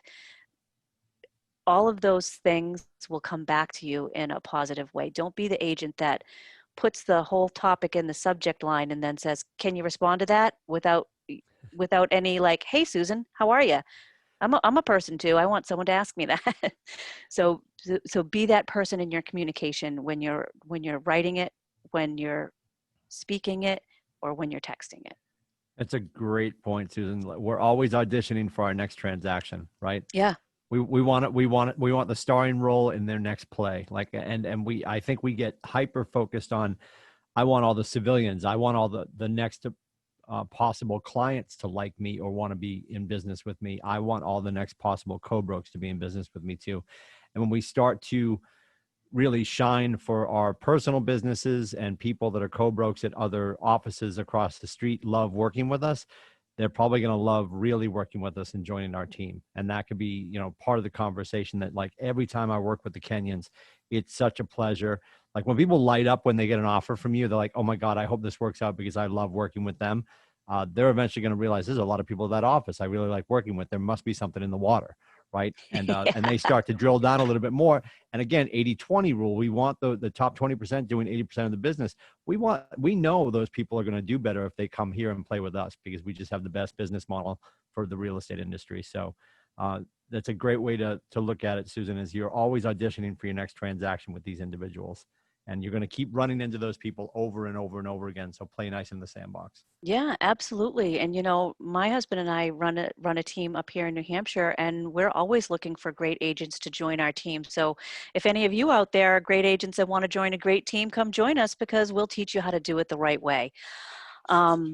You're always auditioning. You're always looking for you're a salesperson. You're looking for a new person that wants to buy, sell, or invest. You're looking for someone to join your team. You're looking for someone to join Keller Williams to be in your downline so that you have profit share off of them. And on top of all of that, just decide when you get out of bed that day that you're going to be a great person to everyone that you communicate with. How can your day possibly go bad if that's your goal? I have a question. Yeah. Hi, Jen. Hi. This is more from personal experience, because I'm a brand new agent also. But last year we were purchasing a house in Florida, and we had to walk away from two separate deals because of home inspections. And our realtor down there was great. But I'm just curious about that relationship when the deal does fall apart because of a bad home inspection. How do you kind of handle that? In one case, it was, multiple things. There were pests, there was pool leaks, there was rot. I mean, the house was a mess, non-cosmetically. And we were here in New Hampshire, and the house was in Florida. So trying to, mediate all of that was just too much. Right. So you weren't down there, you were doing this remotely? Well, I went down for the home Okay. inspection, but Yeah. to have everybody, all of to have a pest inspection, then to have a pool inspection, because these were all red flags that came up. Yeah. Ended up being too much. But how do you protect that relationship when, say, a deal does fall apart? And when I got there for the home inspection, the house was an absolute mess. So it really left a bad taste in your mouth to begin with. Yeah.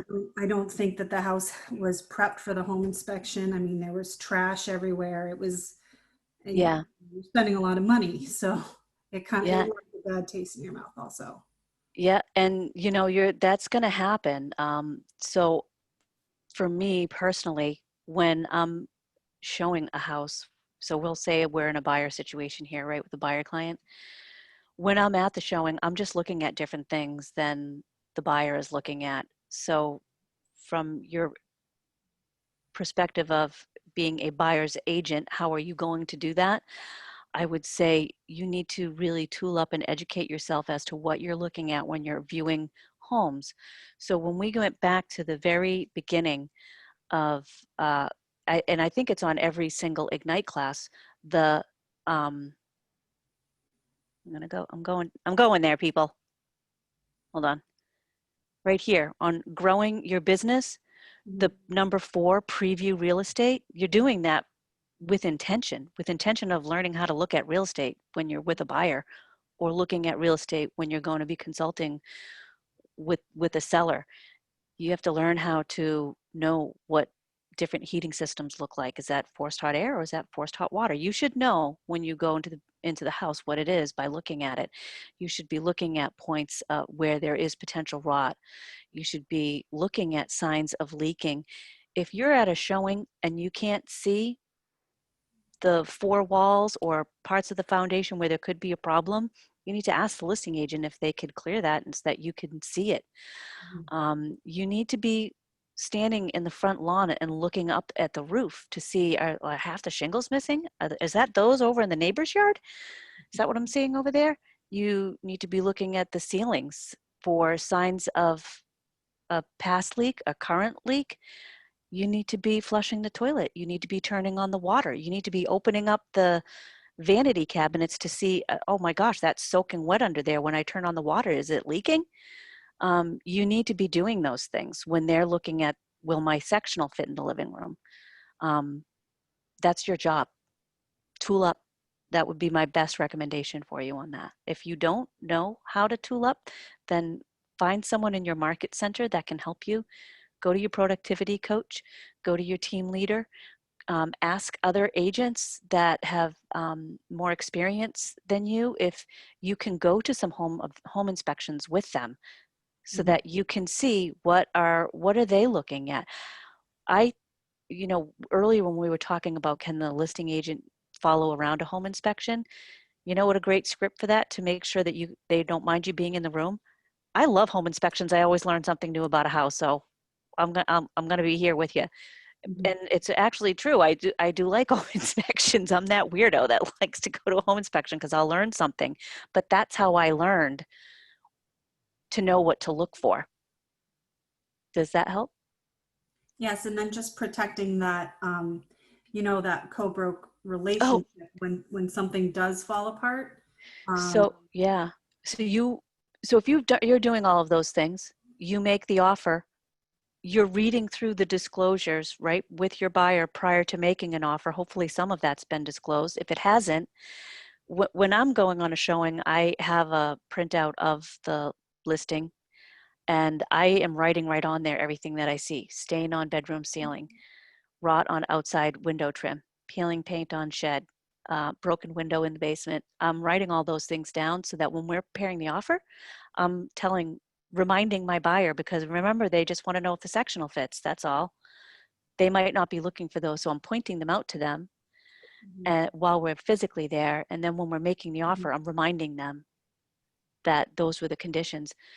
And then you can let them know, when we're going through inspections, these are the inspections that we're recommending. It's going to cost, in this range. If there is, you're not going to be able to get that money back. So there are potentially problems. There's a lot of deferred maintenance here. I would expect that we're going to see some things at the home inspection. Know your buyer. Remember, we talked about knowing how much money they have, knowing their lending type. I ask them, do you have money? If we put an offer in on a house and there's going to be repairs, do you have the money for that? Do you have a reserve? What does that look like for you? So that you're not getting, if you find that out on the front end, and then you put an offer in and you're warning them there's a lot of deferred maintenance, you're going to have some bills, then you get through the home inspection and it shouldn't be a surprise if you've done all of those things. Then say there is a surprise and you do back out of a deal, you've given them so much value and so much education that you should be able to repair that. You should be able to still maintain that relationship with your buyer. Okay, if this house isn't going to work for you and you want to back out, we can do that. That's why I built in these contingencies in the contract for your benefit. Your choices after the home inspection are, we can negotiate, you can walk away, or you can take the house as is. If the seller chooses not to do anything, then your option is to still take the house as is, or you can back out. So the more value you give on the front end preserves your relationship on the back end. And the more honest, direct communication that you do will get them through it. It's not your job to make the house perfect for them when it's not a perfect house. Your job is to make them aware of what they're doing, of what they're getting into. Does that help? Right. Susan, can we take a 10-minute break? I think people Yes. might need a little leg stretch and what does Mark Richards call it? A bio break? A bio break? Yeah, bio let's break? do that. It's 10:41. You want to come back in 10 minutes? Yeah, sounds All good. right. I'll see you there.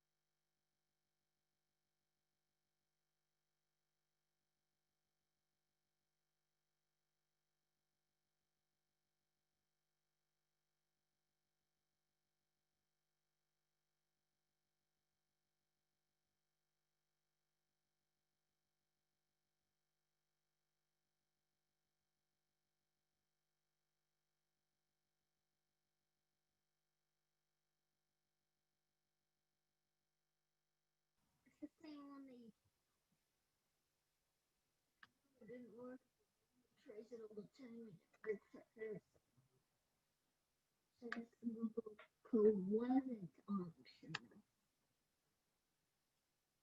wasn't a Google code. There you go.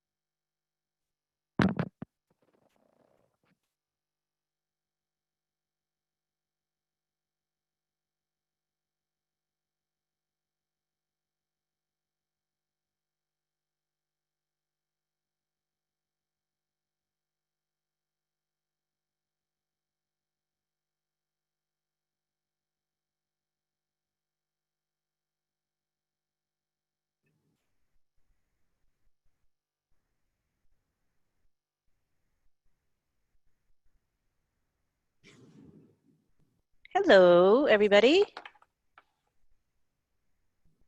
I'll give it another minute. Looks like we still have some people. Hello. Hi.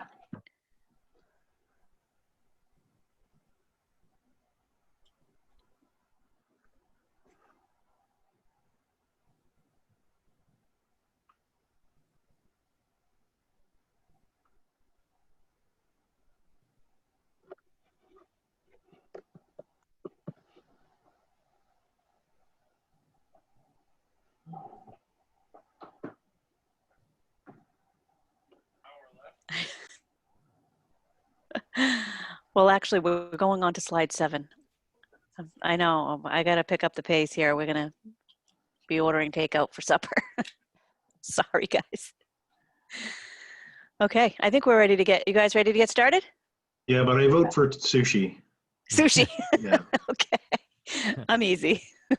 Mai Tais and dead fish. I'm in on that. Perfect. Perfect. It's a great sushi restaurant up there near Portsmouth. Saigon, Tokyo? Oh, surf? I don't know. I really don't do And then sushi. there's Domo, downtown Portsmouth. Domo is really good. Okay. We have options. Don't worry. We have lots of options. I'll go We have grab lots the of menus, options. kids. Okay, well, now I'm really hungry, so. Okay, grab a snack and we'll keep on going. So I'm going to move on past communication, but really it's, you got to nail that piece, people, because it will set the tone for this transaction and it will set the tone for all of the relationships that you're going to have. The beauty of contract to close is that you do have to talk to people a lot during this phase, and it's your opportunity to strengthen all of those relationships with everybody on both timelines. You want to be strengthening your lender relationship, your title relationship, your home inspection relationships, your buyer or your seller relationships, because we're always going to be asking for more business, and you really want to strengthen your co-broke relationships. So we're going to go to plot documents on your timeline. And this is, you can do this a bunch of different ways. Definitely you can do this in command. you have opportunity, right? If you're putting everything into command through your opportunities, you know what documents you need because they're in the placeholders. Stay on top of your paperwork. It's really important to be tight on that. Everything's date stamped, so kind of sit back and don't rush your paperwork. It's really two things. It's a pain to have to go back and fix it because once you go under contract, you're going to be moving and you're going to have to monitor this deal and you need to get back to growing your business. You still have to do that whole list of 4 things every single day, even while you have people under contract. Otherwise, your income's going to look like this. It's going to be up and then it's going to be down. So if you're not growing your business every single day, you're going to have those down parts and it's like a roller coaster ride that you can't get off of. So having tight paperwork also will give you some leverage back into your calendar.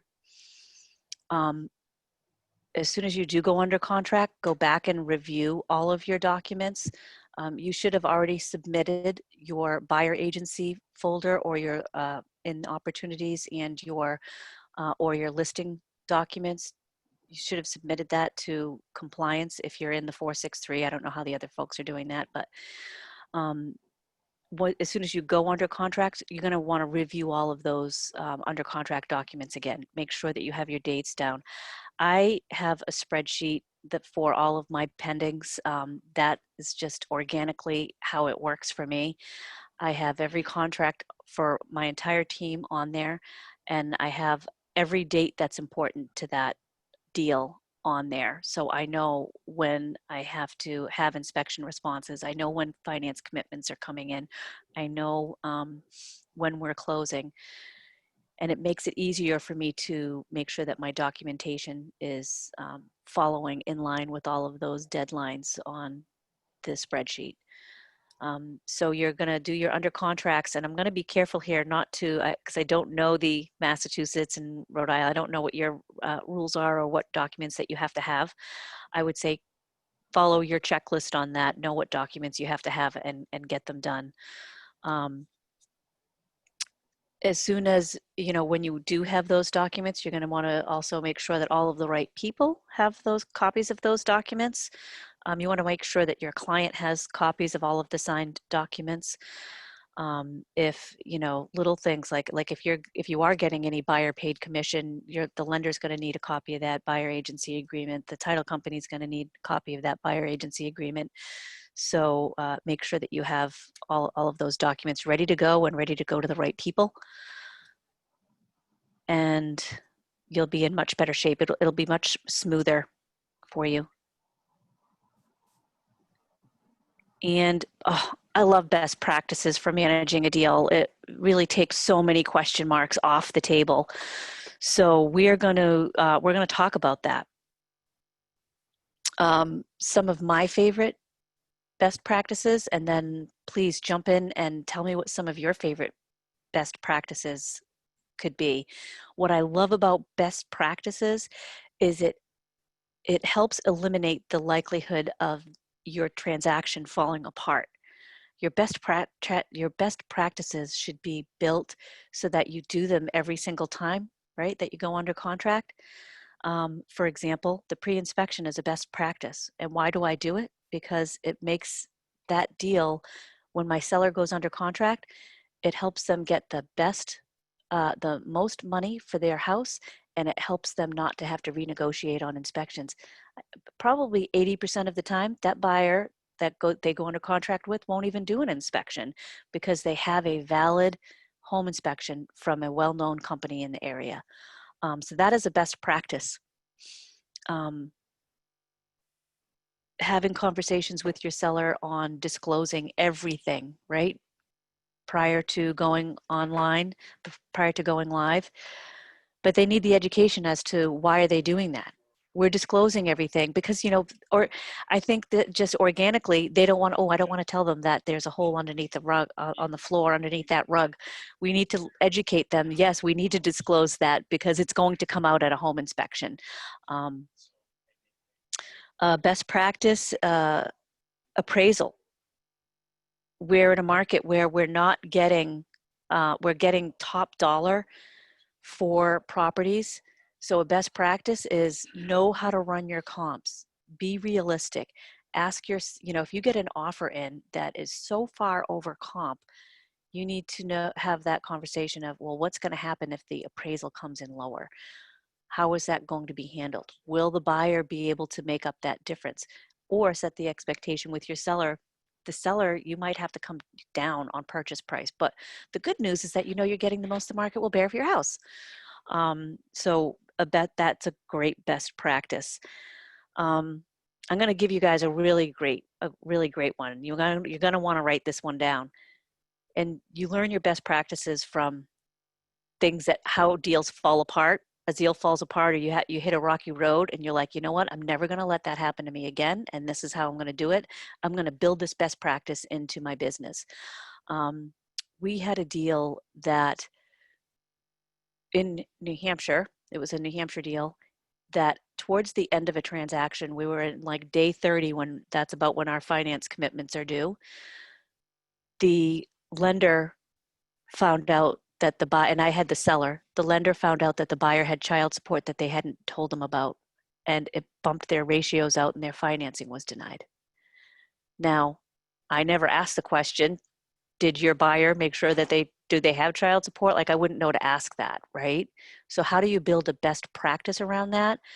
Now, when we represent a seller, I build into the contract buyer to provide lender's letter of commitment with conditions within 10 days of execution date.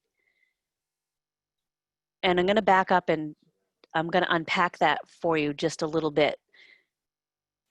Had I had that in that contract that fell apart, I would have found out within 10 days that there was child support that hadn't been disclosed, and the lender would have found that out and denied their financing right away. And I would have been back on the market in 10 days instead of in 30 days. Because in 30 days, my seller had already sold their lawnmower. They already had a pod in the driveway. Their house was packed up. They were ready to move to Florida. So now I add that to my contract. Buyer to provide lender of commitment with conditions within 10 days. Now, they're not committing to the loan. What they're doing is giving me a list of conditions that have to be met. The only way they can get that list is by having sent their file to underwriting. And then underwriting kicks it back and says, okay, I have all these conditions because I've had to look at their bank statement so I can see that there's child support payments going out. They see the constant payments that are being made every month, and they have to question those. Well, what is this? Oh, that's a car loan that I didn't know about. Oh, what is this payment that you make to this every month? They have to dissect that and unpack that and now spit out a list of conditions, and it might throw them off and it might make that buyer not able to buy. So that's a best practice that I would love to see everybody start using. But you also have to be prepared. Are you all okay? You have to be prepared to sell that back to the buyer's agent as to why that's a benefit to the buyer. And the way you do that is you get the offer from a buyer, you're going to be countering with that. You let the listing agent know by phone call, not by text, or not by having to read it themselves. I just want to let you know that I'm putting into the contract that the buyer has to provide this letter from the lender with conditions. And the reason that I'm doing that is because it really protects the buyer and the seller.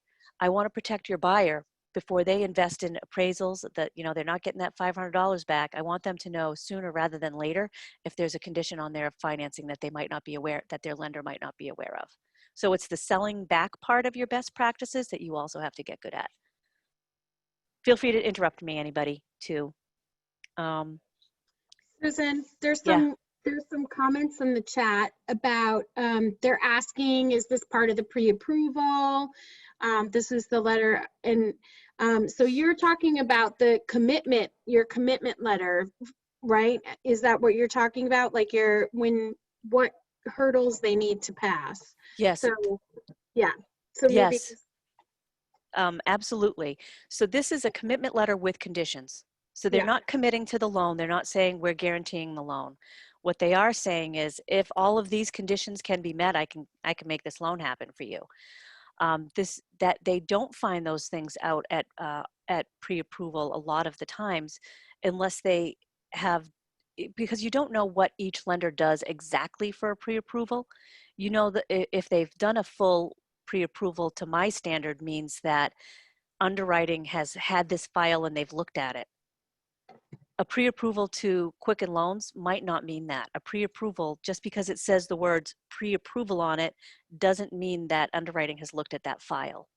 So you know, if you ask great questions, you'll get great answers. Yeah. Ask the right questions. Yeah. Thank you. Yeah, any other questions in there? I don't see if there's anything. Okay. There's nothing else in there. I think, you know, when we talk about the financing contingencies, and that's really what you're talking about, is those finance contingencies and getting a better picture of what the buyer needs to do in order to move forward with that pre-approval or that pre-qual or whatever. Yeah. Yeah. I mean, I know there's banks like, they call it a pre-approval, but it's fully gone through underwriting. Yeah. So that's a different kind of pre-approval than one where somebody may have had their credit report pulled, but they still have certain documents and things, you know, employment verification. Employment verification's happening very late in the process right now. So making sure that, you know, you can have that conversation with your clients. So. Yep. Yeah. Yep, absolutely. Absolutely. The more you know, the more questions you ask up front, the more best practices you have equals protection for your client. You know, this is the dessert, right? We want this to be as great of an experience as possible. We want them to be getting up from that closing table as if they've had a $2,000 meal at the best restaurant you could ever go to. You want them feeling like that they got the top shelf bottle of champagne, not the $3 Chuck down at Trader Joe's. So you have to build in best practices in order to deliver that. And it takes thought and it takes a checklist. Do the checklist, write it down, check it off. It feels great when you know you've done it. And it doesn't feel great when you have to get the phone call that something is falling apart that you maybe could have protected them from. Susan? Anybody else have a best practice? Yeah. I just, could you clarify one more time about commitment letter? My understanding always was that commitment letter is the last stone in the whole process, that once they get a commitment letter, they're just waiting for very few details and for clear to go. Yeah, you know what I love about this contingency is I invented it. It's mine. I could call it the Susan Kenyon contingency. Oh, wow. Nobody else is doing it. I can also use that to sell to my sellers at a listing presentation. You want to know why you should hire me? Because I'm protecting you. How am I protecting you? This is how. So for that letter, yes, in a contract, I don't know Massachusetts contract, so I apologize if I correct me on, if I'm going to try not to talk specifically about the contract, but there's always some type of finance commitment, right? This letter that we're asking for is we're asking for documentation from the lender saying, I need a commitment with conditions.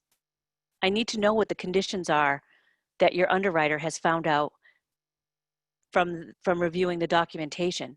So if you need the wording that I use is buyer to provide lender of commitment with conditions within 10 days of the effective date. Now don't jam someone up. If 10 days is not realistic and you have to do 12 days, do 12 days. Don't do 30 days because then that could be a finance commitment. The goal is to find out as soon as possible. The goal is to not allow that buyer to be lazy and not get their paperwork into the lender. That happens, people, all the time. Buyers are not always great about the huge volume of paperwork that they have to get into a lender. It's a pain in the butt for them. Not everyone's organized in where to get it. This is holding them to the fire. saying they're going to have to get this paperwork in order for the lender to provide that. Now, when you go under contract, you have to call that lender and say, the buyer agreed to this condition, and this is what I'm looking for. And you're going to have to make them deliver, because guess what? The co-broker's probably never seen that contingency. The lender has probably never seen that contingency. You have to get them through it. So Susan, so this commitment letter, to the best of my knowledge, should be issued like at least 10 days before closing. Is that right? No, I want it 10 days into the contract. Into which contract? PNS? As soon as I go, I know you're Massachusetts, Kay? Yeah. So is it the PNS contract? For New Hampshire and Maine, our offer turns into our purchase and sales agreement. So from 10 days from us agreeing and going under contract, within 10 to 12 days, I want that list of conditions, because now that list of conditions becomes my checklist. Every week when I'm following up with the lender, I can pull that out and I can go, okay, do you have the bank statements? Do you have the tax returns? Did you hear back about child support? Did they pay off that credit card you said they had to pay off?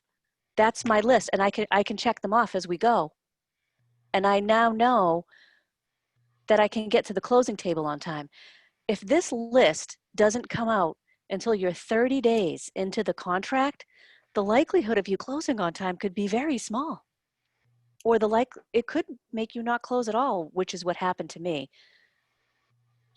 So a best practice is something that you learn from other people, something that you learn from constantly educating yourself, and that you learn from mistakes, right? So we're all going to make mistakes. We're all going to have things go sideways in a deal, but we can all learn from them every time. And we try to build that into our business, into a best practice, so that we avoid the risk of it happening again. That's really the purpose.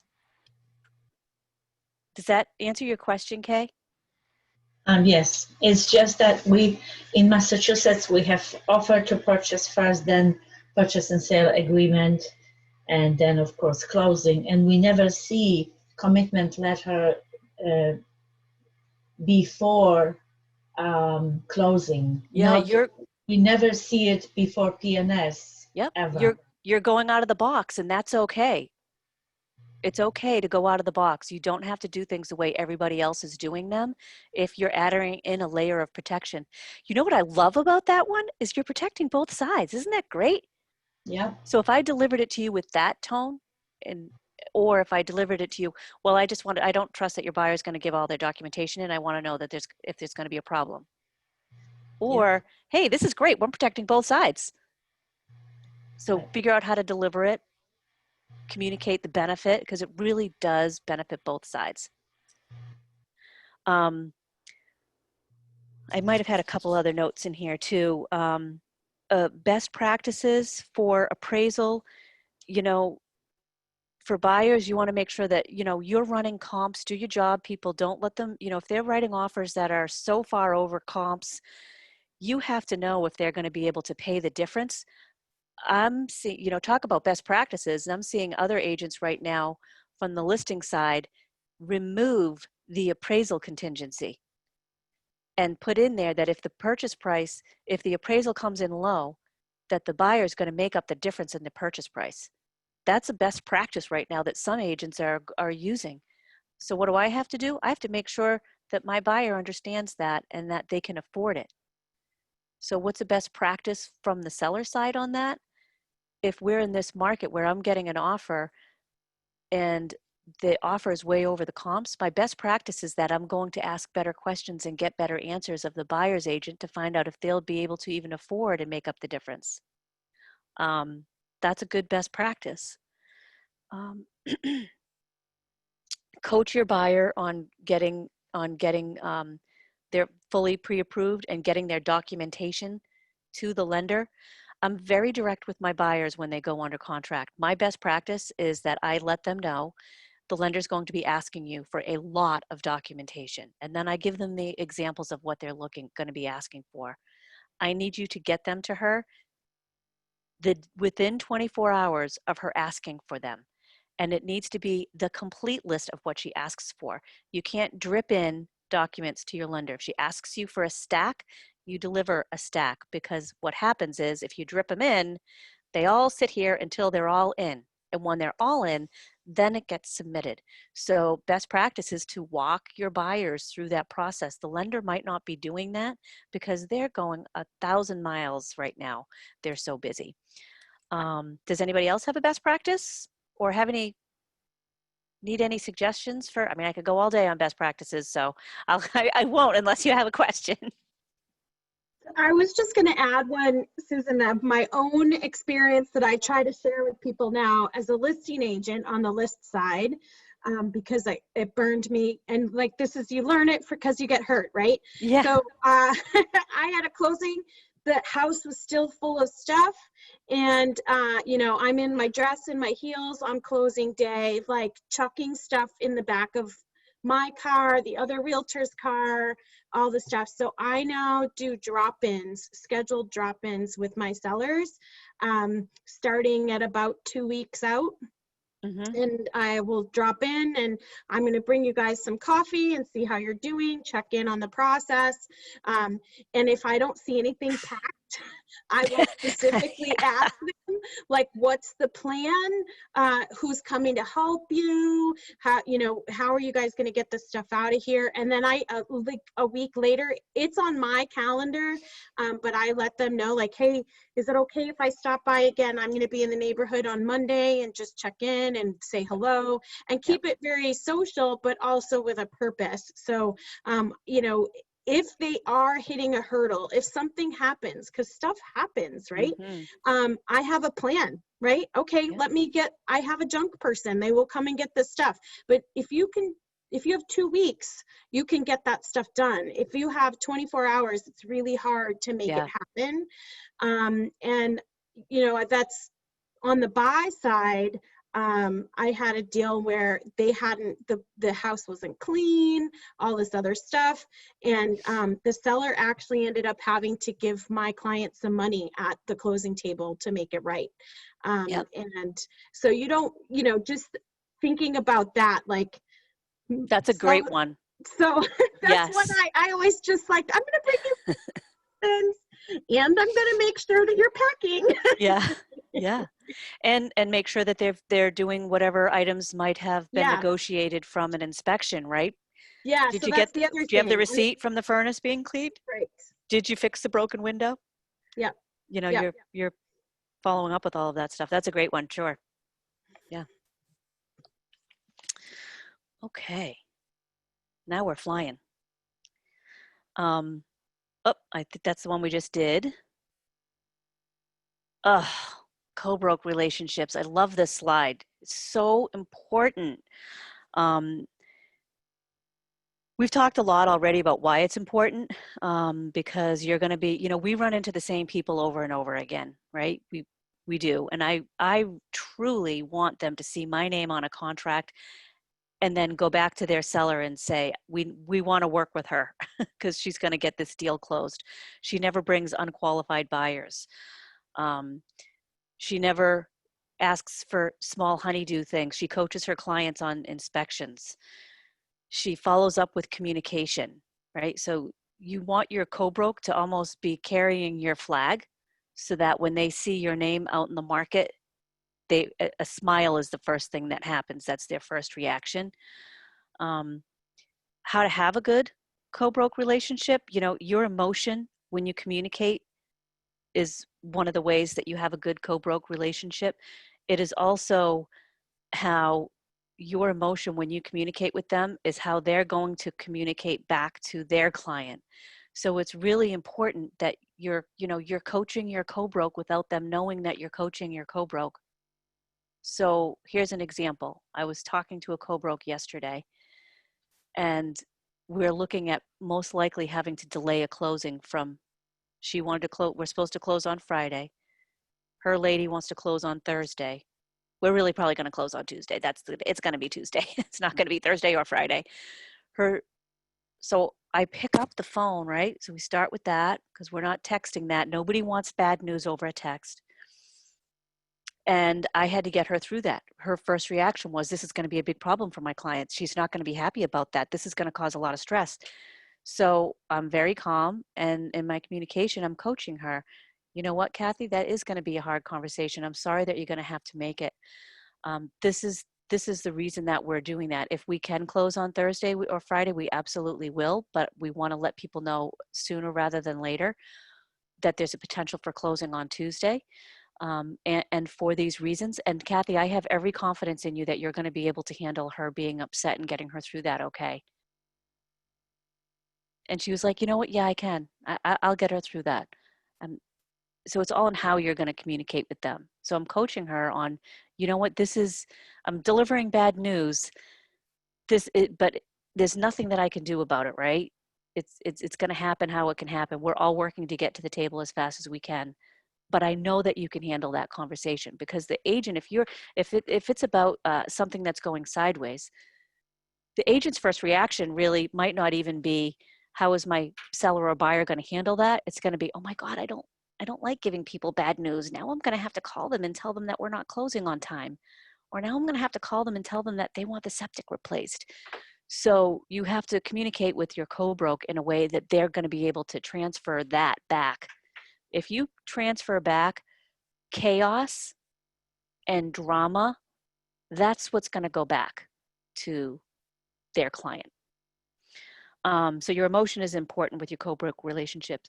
You know what? I truly believe in a win-win situation, which is why I don't jam people up on contracts. I don't jam people up on not giving a property enough time for people to see it. So here's an example of that, and why I think other co-brokes might think more positively of me. So if I have a strategy with my seller of, I'm going to put a property on the market and I'm going to delay showings until a Saturday open house, and then I'm going to have the open house, and I am confident that we're going to get multiple offers, I'm letting, if my seller approves this, I deliver offers as soon as they come in, right? We do that. We submit offers back to our client right away. But I also think it's in the seller's best interest, in the market's best interest, for me to let everyone know that we're holding all offers and we'll be responding on Monday. Because I want everyone to have a chance to get to the house. I don't want to jam up all my realtor relationships out there who are like, great, Susan, it's the biggest high school football game on Saturday and I'm going to be at the game all day and I don't have time to show the house or go to the open house, or I'm away that weekend, or my buyers finally took a weekend off and they're away and this is the house of their dreams and they've lost 4 contracts. I'm giving people a chance to go into the house. That's for me is a good relationship builder with a co-broke, and it's the right thing to do for my seller. So I'm creating a win-win all the time. I'm communicating with my client the importance of a win-win situation, because somewhere further down in the contract, if you give them a little now, when we have to ask for them to give us something, the likelihood of them saying yes when you were being a real jerk up here is not very good. But much stronger chance of getting that. And at the end of the day, I really do care about both sides. I want this to be a positive transaction for the buyer and the seller.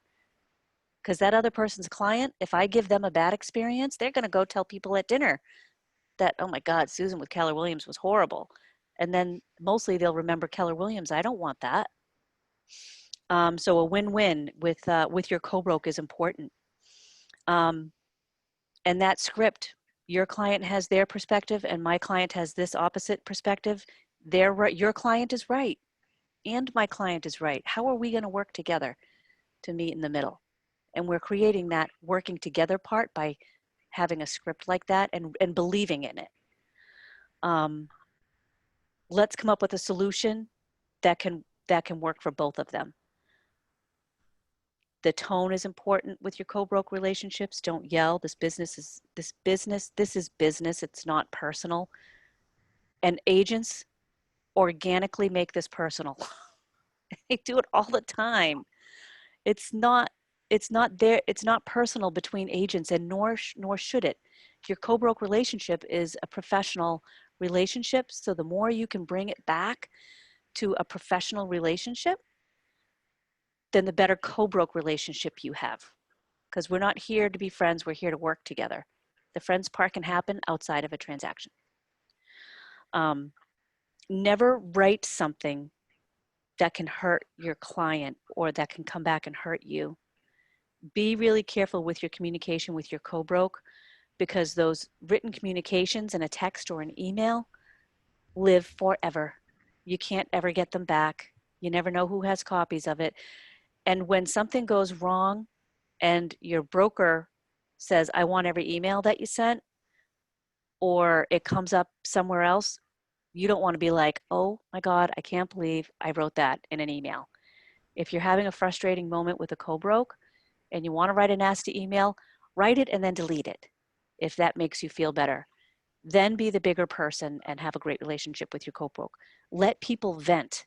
Let your co-broke vent. If you know that they're on the disc scale, you're like they're up here all the time, let them be up there and then bring them back down and work on a solution together. Because sometimes people just need to get it off their chest and vent, and then they can move forward. Give them the opportunity to do that.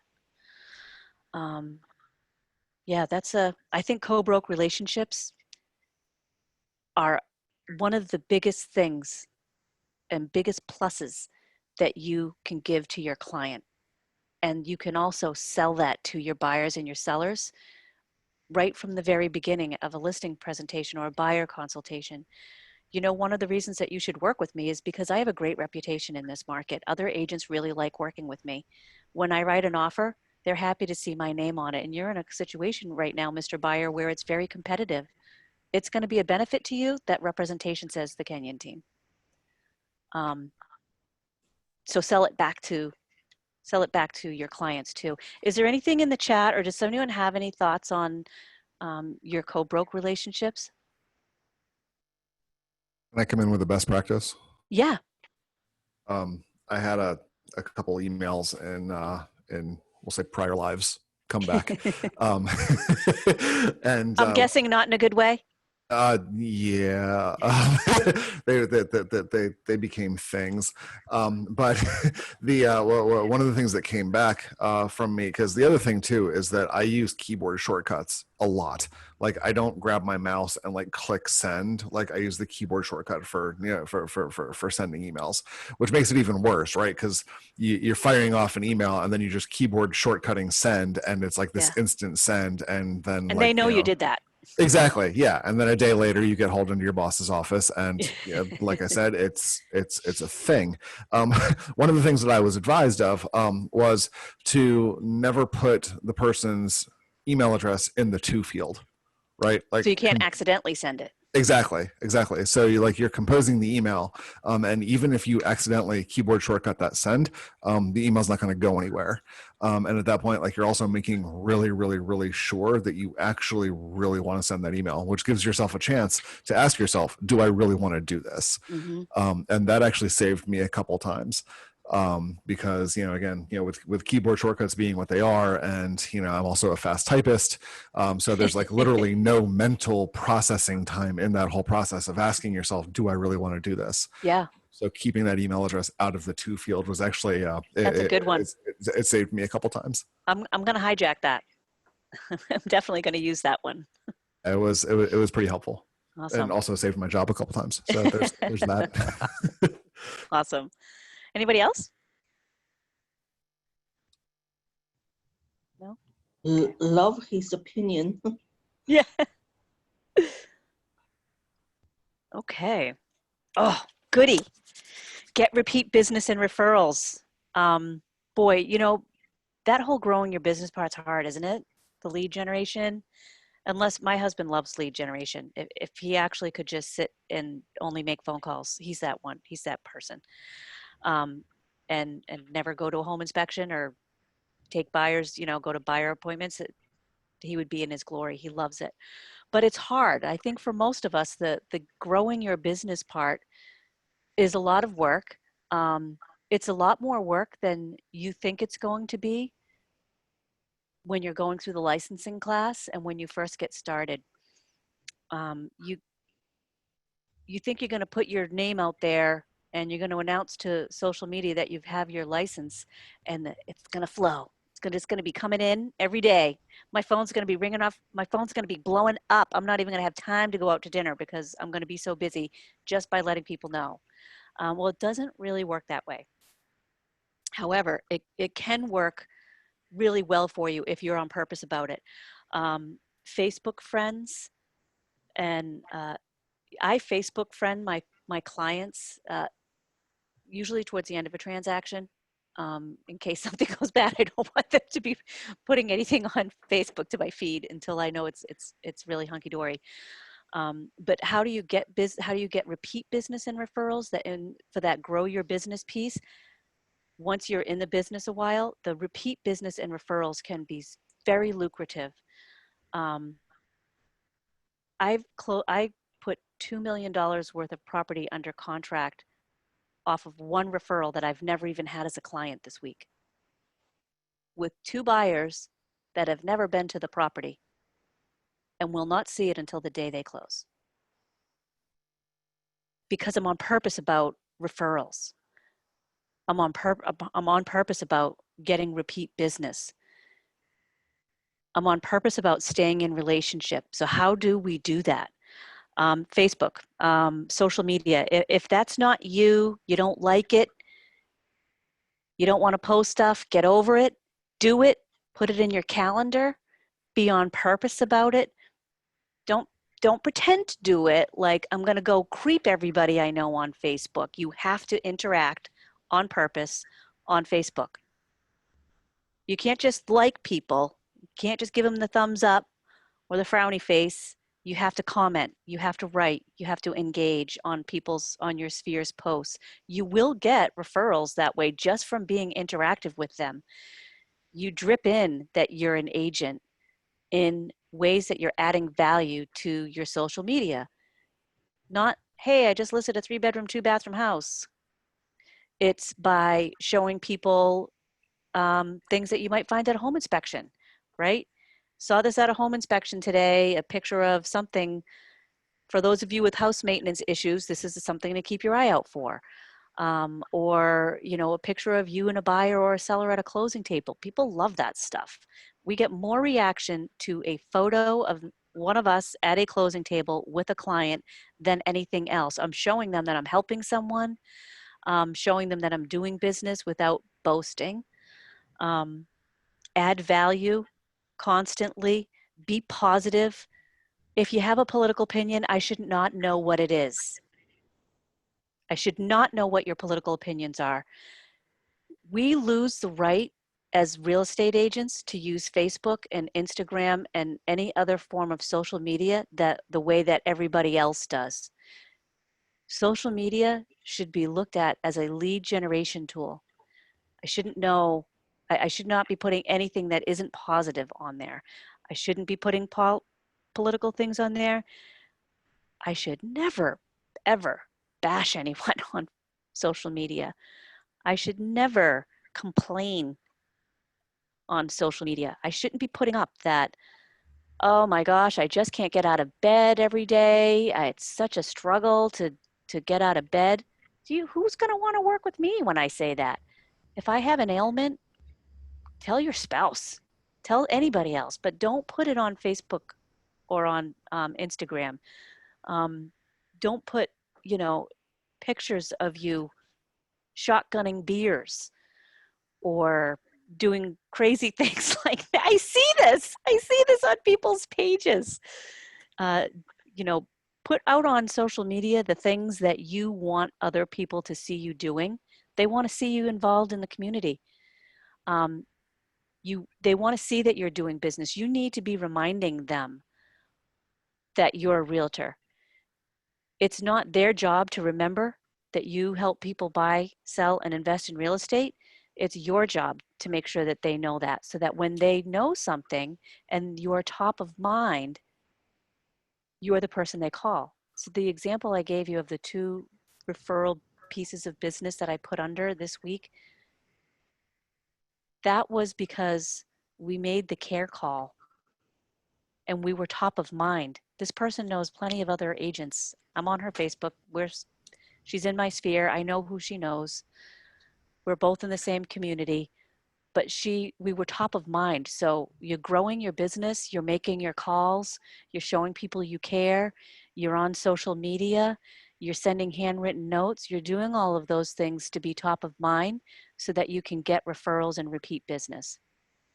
Susan, you make a great point. I think a lot of people are like, well, yeah, but me shotgunning beers, that's on my private Facebook page or my personal Facebook page. Yeah. They're going to find your Snapchat.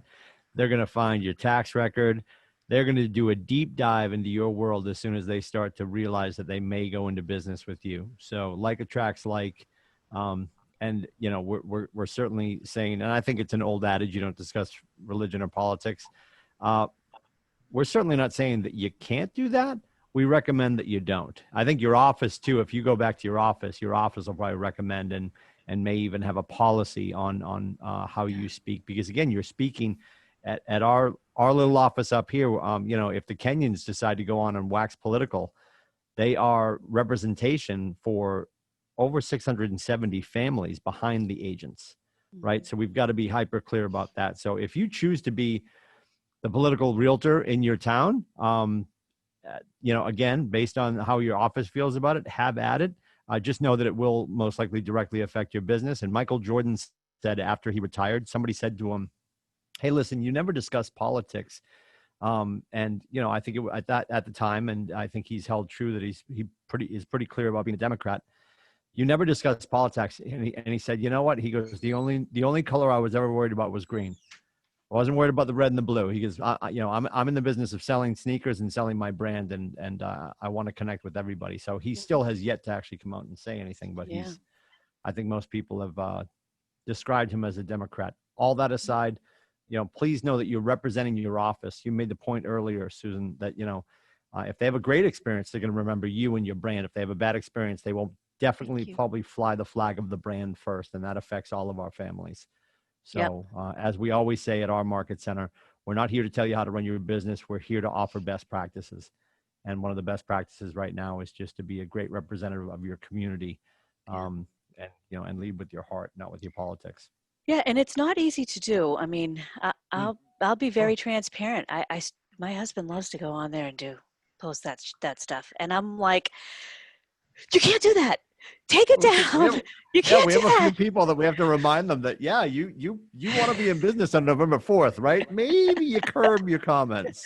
Right. Yeah. I mean, I'm just being transparent. That's a thing for us. I have to reel them in all the time. And for me, it's easy because I just don't, it's not an issue for me. If you are going to do it, be respectful, be kind, allow other people to have different opinions than your own, for sure. But that's my take on it. Social media, I feel like you don't want to ever give someone a reason to disagree with you, because when they're sitting at the table, you know, a husband and wife maybe, and he's saying, oh, I really, you know, we're going to sell, let's get an opinion on our, you know, our value of our house. I'm going to call John. And the wife might be going, you know, I really like John and Susan, but I didn't like that post he put up the other day. You know, it was very, you know, he thinks this way and I really think this way. How about if I call Tim Lindsay? That's what you're risking by doing it. So it's an opportunity to not give people a reason to disagree with you. Another way for getting repeat business and referrals is be the source of the source. We put a lot of effort into, like, you know, when we're making our calls, we're reminding people they can call us on any real estate related thing, on any property thing. We can be the source of the source when you're not looking for information. If you just need a vendor list, you need an electrician, you need a builder, you need someone to remove trash, you need anything, you can call me. You need a ride, be someone. Encourage people to want to have a reason to reach back out to you when they have a need. That way, when they have a need that's about buying, selling, or investing in real estate, you're still the person that they're going to want to reach out to. Handwritten cards and notes, people love them. I send them out every single week. For the repeat business part, I always get my clients' birth dates at their closing, so I can start sending them birthday cards, and I put scratch tickets in them. Every year, I have some people I've been sending birthday cards to for 10 years. I don't send my mother a birthday card, but I send my past clients a birthday card. Sorry, I know my mom's not on this call. It's true, I don't. But they get one. I send them home anniversary cards when they're buying a property, after they've bought a property, and I send them every single year. I send everybody in my database a Christmas card. Those are 3 organic touches that are very personal, that people love. So if you're trying to stay in touch with them on a regular basis, now you've got 3 of them down, right? Find other ways. I comb through Facebook to find other things too. When I'm on Facebook, I have a pad of paper next to me. So if somebody on my Facebook feed has experienced a loss, or got married, or got engaged, or had a baby, I have now reasons to send them a card to show that I care. People love that stuff, and you get repeat business and referrals from doing those little simple things, those back to basic things. This is a very interesting business because we do all the work and we give the gifts. A lot of times, so whoever does the work receives the gifts. We're not in that business. We give the gifts. If you don't like buying gifts, get over it and buy the gifts. They really do work. People want a gift at closing. The sellers want a gift. The buyers want a gift. It helps you get more business, and it will also help you get a review. If I forget to give a gift, or I didn't put the time into getting a gift, I have a less likelihood of getting a referral. Both of my closings on Friday immediately gave me online reviews. I gave them gifts. They like them. It helps get you business. It's a write-off if you do it the right way. Client referrals, if somebody refers me, you bet I give them a gift. If they give me a referral and it's for a really crappy mobile home that will never sell to anybody but Shrek, they still get an awesome gift, because the next referral might be an awesome referral. It What would doesn't be matter what the quality. What kind of a gift is what you would consider? That's a great question. So my kind of standard, without going out of the box, gift is I have referral cards that say thank you for the referral. They're big, so when they show up in the mail, they get a big envelope. And I've been using the same one for years. So the people that I get repeat referral business from, they know what that is as soon as that comes in the mailbox. I will do like a $25 gift card for giving me the referral, and I'll give them a $100 card when the deal closes. Now, if it's somebody that I maybe know better that's giving me the referral, I can personalize the gift more. And I do try to personalize. I've got stacks of gift cards in here. I could go out to eat for 2 months off of the gift cards that I have in here. When I'm on Facebook, I'm looking for clues for what people like. So if I know that there's a particular restaurant that they like, I can do that. If I know that, speaking out of COVID times, if I know they're big movie buffs, I can do that. If I know they are into golf, I can do that. I'm looking for clues as to what they might like. If I don't know and it's just a random referral, then I can do Amazon. Most people like that. I get a lot of agent referrals. I give them gifts too. I know they're getting a check at closing, but I still give them a gift because I still want to be top of mind when they have another referral. It could be too, like it could be personal. If it's if you know them, they might have a property. You might know that they love plants and it's spring, and you could drop by the greenhouse and get them something beautiful to plant in the yard, so that every year when it comes up, they're like, yeah, my realtor, yeah, Susan Kenyon gave me that. Oh yeah, she's a real estate agent. Aren't you looking to buy or sell something? So if you can get creative with your referral gifts, they work better. But if you can't, then at a minimum, I would do the gift cards. Buy the gifts. It helps get you business. Just as Susan, just as a compliance kind of thing, there are some rules around the monetary amount and what, you know, we can Well, for give. write-offs, well, for what you can write off, yeah. Yeah, and giving gifts to, you know, like monetary referrals to, you know, non-agents and agents and things like that. So just make sure you're following the guidelines of your state, and you should be good with that. Yeah, and if you can't write it off, give the gift anyway. I gift people more than what I can write off, but I get the business back. I don't care if it comes out of, if I can't write it off. You still give the gift. Yes. I think that when you come from a place of generosity, that it comes back to you anyway. And sometimes you don't know that it's coming back to you because, you know, you put all that really great stuff out there and it's going to work for you. It's like building this whole army full of positivity out in your marketplace about you that is working for you behind the scenes that you don't know is working for you, because you never know who they're going to be speaking to. Maybe they have someone at their house when they get your card in the mail and they're like, oh, I got a card about the baby from the Kenyans, and maybe their mother's over there. Oh, who are the Kenyans? And it gives them a reason to talk positively about you. So repeat business and referrals. That's how I get them the most. Creating a vendor list and utility list. That is one way to help get repeat business and referrals. So if you know, you're adding value, you're maybe sending that out to people in your database. Maybe you're sending that to, you're putting some of that information together for a buyer when they're buying a home, and you're leaving that packet for them in the house when they, after closing, when they go to it, so they know who to reach out to in their neighborhood for resources. That's a great value add there. Anything that you can do to add value to people that know, like, and trust you, or that you're just starting an interaction with, will help you with repeat business and referrals. And hey, you know how else you get them? By asking for them.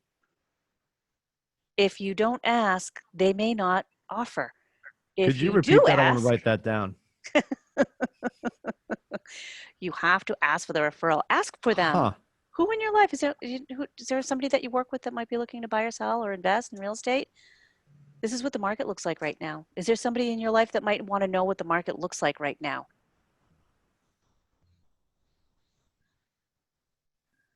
Is there somebody that you know, people need extra space in their house? So your call could start off with, you could lead it down the path of, oh my gosh, the kids are all working from, doing school from home, we're working from home, and open up the conversation. I know we're having a lot of calls from people that need to upsize their home because they don't have enough space.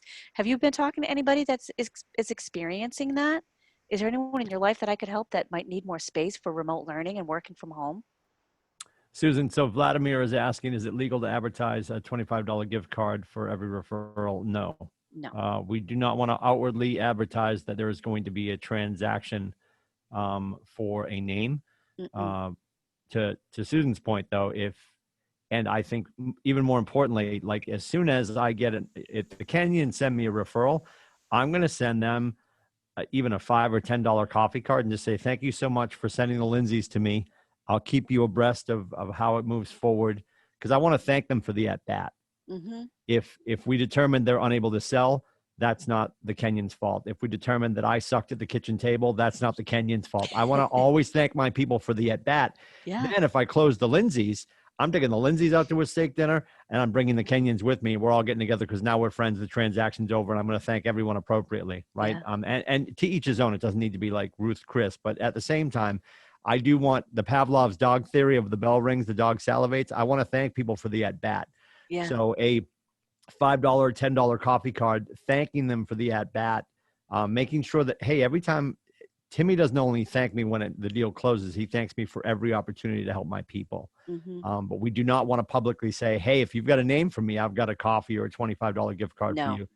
That would not be, that would be frowned upon by your local board, I trust. It would be frowned upon. I also don't think it's a very classy move. Yeah. It doesn't, for me personally, I find that a little boastful. So if I'm putting it out there that I'm going to gift you for giving something, how am I adding real value to you? I would rather put out some real value to you. Like, oh my gosh, fall's here. Can you believe it? Have you done your home maintenance? Have you had your furnace serviced? Anyone out there that owns a furnace, you really should be having your furnace, that's a tongue twister, serviced. It's that time of year. Remind people of things that add value. Do it that way and it will organically come back to you. Doing the right thing will come back to you. Deciding ahead of time that you're generous, that you bring value, that you're kind in every single interaction will come back to you. And then you don't have to think about it when you're in that situation anyway, because you've already decided a long time ago. Yeah, and because a fellow agent is going to get the, industry standard is roughly 25%. The fellow agent's going to get the 25% referral fee. The civilian is going to get the thank you and a coffee card. We just do not want to outwardly advertise that we're doing, a quid pro quo. Not a great idea. Yep, absolutely.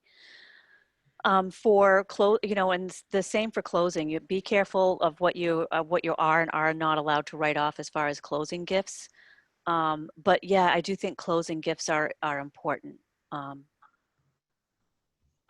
And once in a while, you'll even get them back, which is so awesome. When you've done such a great job that you're getting gifts from your folks, you have nailed the contract to close process. Yeah, and I would go ahead. What do you got? Here's an example. See, this is a $94 bottle of tequila that I got as a closing gift because I nail contract to close. I love it. I'm passionate about it. I'm passionate about delivering great service. And when you start getting gifts, you're starting to nail it. So nail it every time. That's the best practices part. Yeah, and again, too, we talked about what you're able to write off. I truly believe the closing gift limit in our parts is like $25 that you can write off. There's also the delineation between what was a closing gift from your team and what is a housewarming gift from your soul, right? Because you might feel like if John and Susan are like really hitting it off with this couple, and they're going to be repeat offenders, they're going to grab a lake house next, they're going to be investment people moving forward. And he's a huge enthusiast when it comes to burning steak tips on his back deck, and there's no grill. Maybe part of your housewarming, maybe part of your framework of what you do for people is, hey, after you guys move in and get settled, we're going to take a list of names from you. We're going to show up and we're going to, our lender is going to be here grilling steak tips, and you just leave the grill behind, if you understand what I'm saying. If you're picking up what I'm putting down. Above and beyond that, I think that we need to be, just mindful of the fact that I would personally stay away from consumables. I love that you got a $94 bottle of tequila. Don't get me wrong. But I just think the candle gets lit and burnt. The wine gets drank, and all of that is forgotten. So something that they will have a frame. A lot of people are doing keychains with the coordinates. Something that will stay in their house to remind them that you were the person that helped them buy the house. I think is way more powerful. So just food for thought, pun intended. Yeah, right. Can I just ask, because when I was taking my course back in 2018, I was told by Charlie Burke, who was my instructor at this time in Braintree, Mass., that there are limitations. So, for example, if you were to take your client out to like a basketball game, playoff game, or like a maybe like that wouldn't be acceptable, but something small like a dinner could be acceptable under like if it's local versus like going to like another country, use an example, or buying a ticket for them to go out of country. That would be pushing the limitations. But I guess what really constitutes how far you can go with your client? Yeah, this is a great question for your accountant. I would call them and ask them. I personally have not done anything that big. And I don't want to give any misinformation on what the dollar amounts are. So I'm gonna have to pass on a specific dollar amount. That's a tricky one. I would definitely think that taking them to a game would push your dollar limit. I was under the impression that it was $25, and I think there may be a difference if it's branded or not branded. I'm not confident on giving you an answer on what the exact rule is on that. Every state and board are different for sure. Yeah. And we're talking about the amount that you're able to write off. And again, if it is branded to your team, like that Cutco knife or something like that, the rules are a little bit different. That's where it just turns into, they've already bought the house. He's going to be a client for life. I'm taking him to the Patriots game. That's just, to me, that's an engagement between friends after the transaction is over. It's not, hey, I'm going to bring you to the Pats game and you're going to give me 5 referrals in the next 2 years. Yep.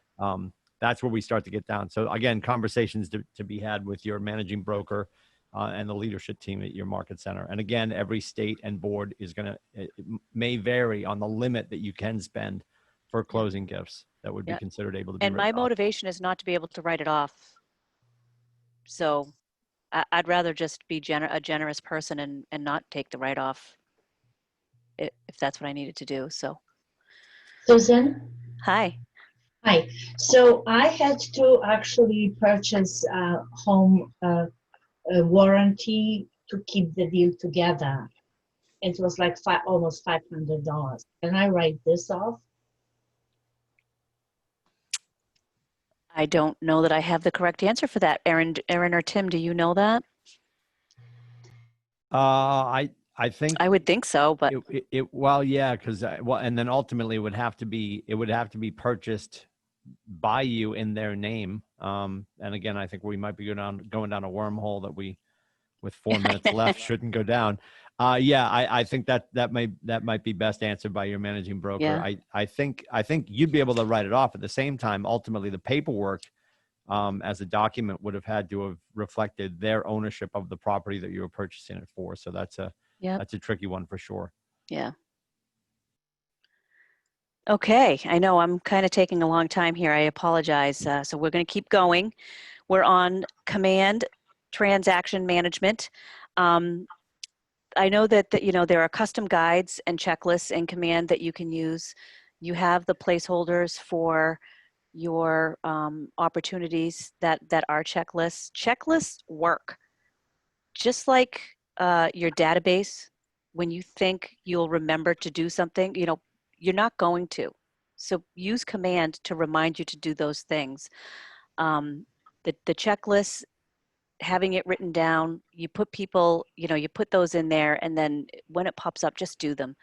That would be definitely my suggestion for that. So I know we're running short on time, and I'm hoping that you all have technology resources in your market center that can help you with command and command training. But you can go to command, go to opportunities. There's the under contract list. There's the buyer checklist, and the seller checklist. You can use the stages. You can edit stages. You can add in a bunch of steps. My contract to close is pretty lengthy, so I have to customize that to meet my own personal business plan for that. So add to it. If there's a step in there that you don't want to forget, like making sure the water reading happens, add it in there if it's not in there so that you don't forget. There is a consumer guide in command. So if you are in command and you select the consumer applet, you can go to building a buyer guide, building a seller guide. It is canned. You can customize that. I would strongly encourage you to do that. This is a people business. People want your personality put in there. Put the best parts of your personality in there. Don't put too much. Don't be an oversharer. But definitely brand that to your logo, your name, your contact information, any information that I give to buyers and sellers, whether it's packets, leave behinds, presentations. I always want it to be super easy for them to see how to get a hold of me. I want my phone number to be handy. I want them to know it's a mobile number that they can text me. Use the resources that are available to you in commands to do that. As you're spending all that time on growing your business and your lead generating, you think that you're going to remember to do all of these things. You just don't. Your days start getting really crazy, really busy, and things will start to slip. The repeat business, the referral business comes from having a system in place to be regularly communicating with folks. So Command can work for you. If you're not using Command, find something to use. But Command definitely has those reminders in there for you to be staying in touch with your peeps. And does anybody have any ahas from today or something that stands out? Or I hope that you've learned something that you can use in your business. You had a lot of people in the last 30 to 40 minutes that had to run to lunch or help people with homeschooling, and they were raving about your educational prowess. So please know that thank you. You were enjoyed once again, Dr. Kenyon, for sure. I appreciate that. Anybody else, though, ahas or questions or concerns as we sort of put a bow on this whole thing? And again, if people have any questions, you're going to see on the Facebook page for Keller Williams New England Ignite, we are going to get a survey out. We are also going to announce the person who spent the most minutes in the pool. That should be by Tuesday-ish, and that person will win their registration for either family in 2021 or mega or maybe a spring mastermind. And if you, even moving forward, you aren't comfortable getting on a plane and going to an event, should we have a physical event in the next year, we can translate that into MAPS classes like language of sales and stuff, some of the other things you've heard us talk about. That's a good class. The last few weeks. Phenomenal class. So either way, you'll get your golden ticket. Just it's going to be up to you on how you want to spend it, and you can talk to the region about that. Fantastic. I'm on Facebook. If anybody has any follow-up questions that you think of after, feel free to reach out to me. My number is 603-285-3125, or find me on Facebook. I'm on there too. And my email is thekenyonteam@gmail.com. I'm always happy to help. Awesome. Could I say something? Yeah. Oh, there we go. Go ahead. Yes, my name is Vilma Ruiz. I have been in the business for quite some time now, and I've been in different companies, and I really, really appreciate all the teaching and information from Keller Williams. I think it's so helpful. I have got so many new tips that for sure are going to help me with my career, get them further with it. I want to thank you. God bless you. Oh, that was very sweet. Thank you. Yeah, I do love that about Keller Williams too. We really do help take care of each other. Yes, Jessica just asked if this is the last Ignite class. Yes, it is. They've all been recorded. You'll see them. I think we're about a week back on video uploads to the Keller Williams New England YouTube page. You'll find them all there. And that can be a bit laborious. We also invite you to jump into, in 2 weeks, we start Bold Digital. You can go to MAPS Coaching to find the sign up for that. It's $99, breaks down to about $3.09 an hour. That will take you straight into November 13th. Then we're into the holidays. We are going to launch again with another version of Ignite 2.0 after the first of the year. And that will run throughout the month of January. Hi, everyone. Fantastic. I think that might be it. And again, go ahead, Eve, go ahead. Hi. You guys are awesome. Thank you for all this. Wow, so much ahas. From the whole 30 days that I've been, I'm totally new, just a month, and I'm in love with all the work you're doing. And especially today, Susan, the great communication, getting into the feeling that we are all in this together, you know, be courteous, and the hints of great communication and the engagement truly on social media. Thank you. This is very valuable. For sure. Wonderful. Wonderful. Yeah. Thank you. And again, just to wrap up, thanking all the coaches that stepped up, all of our mega agents and cappers who taught, they gave of their time. So if you do see your market center coaches, your market center team leaders, your OPs, if you have an opportunity to run into Nate or Matt Erdman or Jen Bovey again, thank them for allowing us to put this together, because it's not often. I think I would argue we're probably one of the few regions in the country that has done this as a region. So, and we're going to do it again, and it will get sharper and shinier, God willing. And a great way to put a bow on it was with Susan Kenyon today, for sure. So thank you everybody for your time. If you guys do have any questions, I know Susan just shared her cell phone. Mine is 834-2856. If you've got a question, comment, concern, need some help with the script, we are here to serve you. And I want to thank everybody for their time. I think we're Wonderful. good, kiddo. All right. I didn't finish all the slides, but I think we got the most important ones. Yes. Okay. Have a God great, willing. yeah. Thank you so much, everybody. Have a great day. Have a great Bye. day. Thank you so much. Appreciate it. You bet.